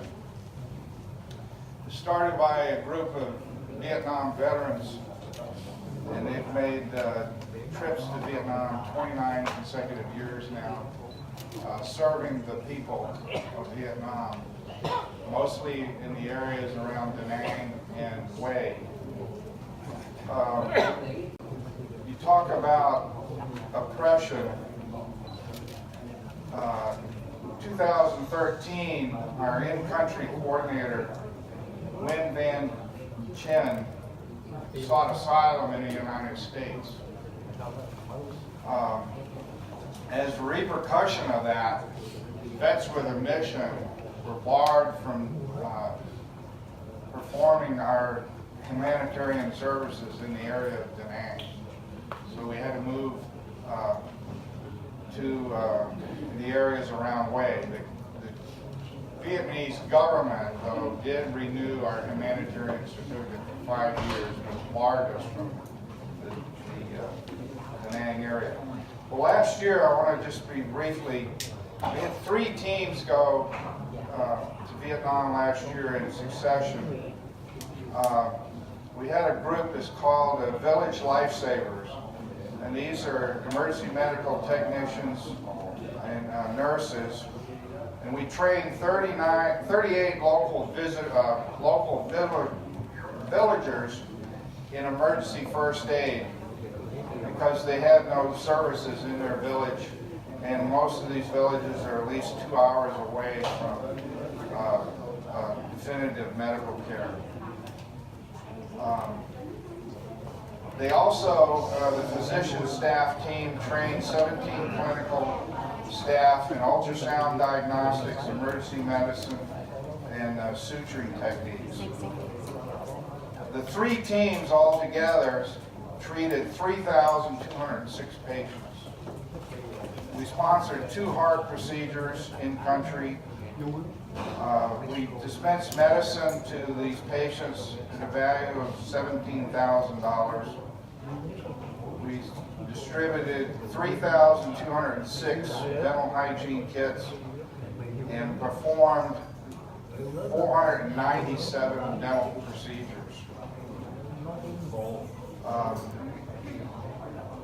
We also, what we call special patients. These are patients that we saw that we paid for their medical treatments at the University Hospital in Wade.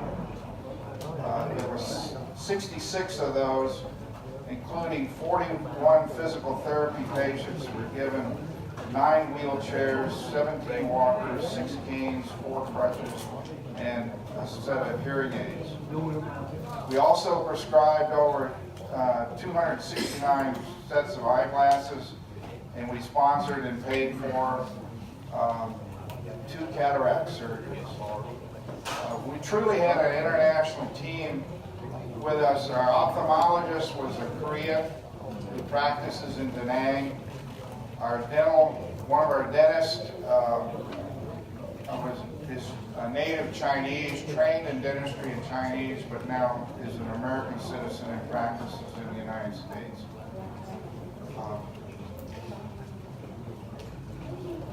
All total, the value of the direct assistance or services paid for at the Wade Teaching Hospital amounted to $162,000. This was all money that was donated here in the United States.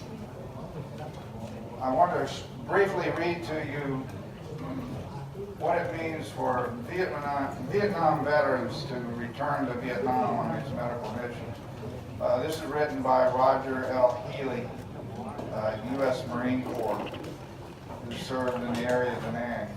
Each of the men on our Vets with a Mission team came back to see the places which had played such a pivotal role in their lives. The smoke had long cleared from the battlefields. The refuge of war collected and sold as scrap to the Japanese. The dead buried on both sides, but memories were still alive. They had faded some over the years, like old snapshots tucked away in a shoebox in some bottom dresser drawer, but time had not eased their intensity. Each man had a personal reason for coming back. Our group had returned for some basic reasons: nostalgia, curiosity, and a need to put our past in perspective. But it was more than just a sentiment that drew us back. We had not come as tourists or sightseers, but men on a pilgrimage of healing. We had each weathered the turbulent years of aftermath. Each had faced the demons from our past. Each had come to terms with the lingering wounds that we had carried home. But now, each of us felt the need to bring that healing full circle to former friends and foes who also shared in the suffering we all endured. All were proud Vietnam vets. None had returned as an act of political repentance. None had the need to atone for sins of the past, though each shared the same heartfelt desire to help the wounds of war. It was only because of the healing they had found in Jesus' love that they could meet face to face with the former enemies and show them the same love. We are a Christian humanitarian organization made up of Vietnamese vets, and our motto comes out of 2 Corinthians 5:18-20. And now all these things are from God, who reconciled us to himself through Christ and gave us the ministry of reconciliation. Namely, that God was in Christ reconciled to the world to himself, not counting their trespasses against them. And he has committed to us the word of reconciliation. Therefore, we are ambassadors for Christ. As through God, we're entreating through us, we beg you on behalf of Christ to be reconciled.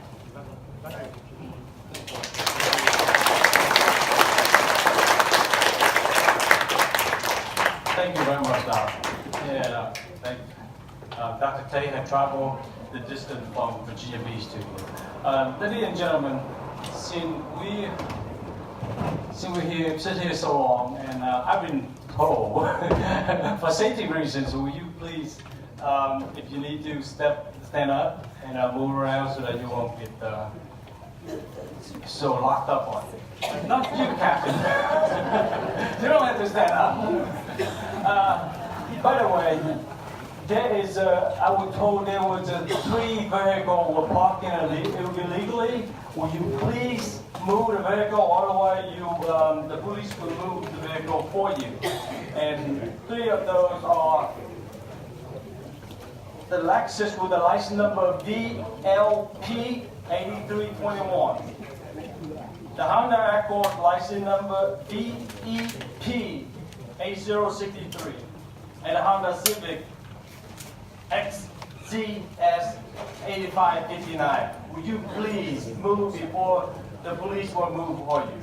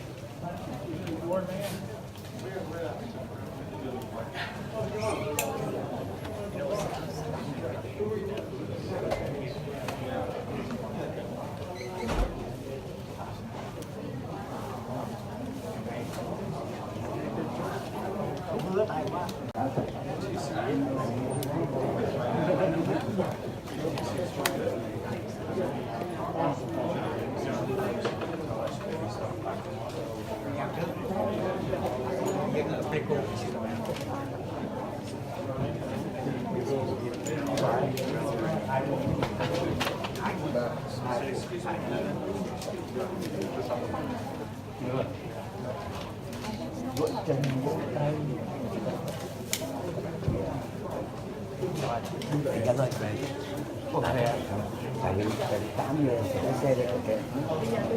Đi bây giờ. Ok hả? Ok. Rồi ăn một số này. Mình về thứ nào về chơi. Mà vẫn để quen.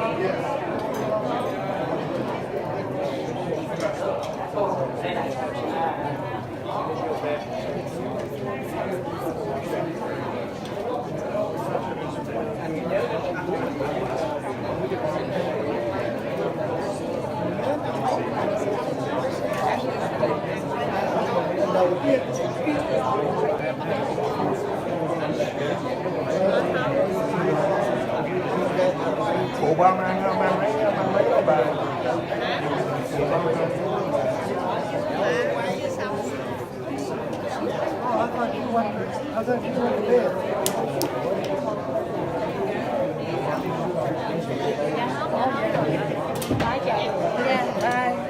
Bây giờ phải đi rồi. You're good, you're good. Why low?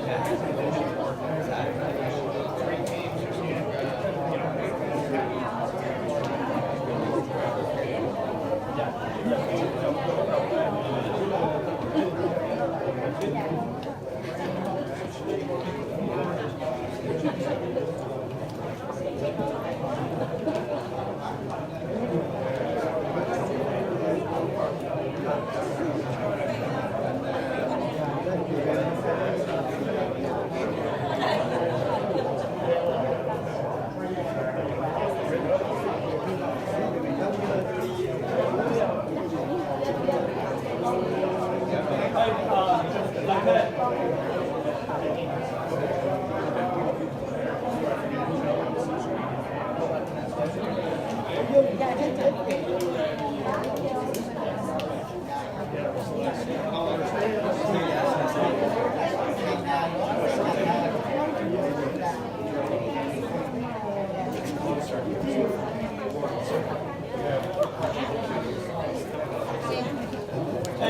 ladies and gentlemen, can we go back?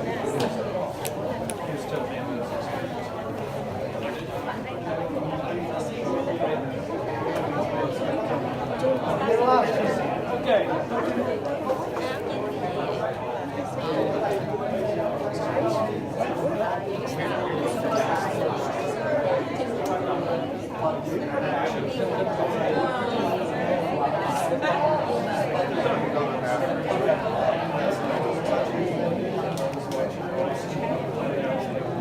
Good night.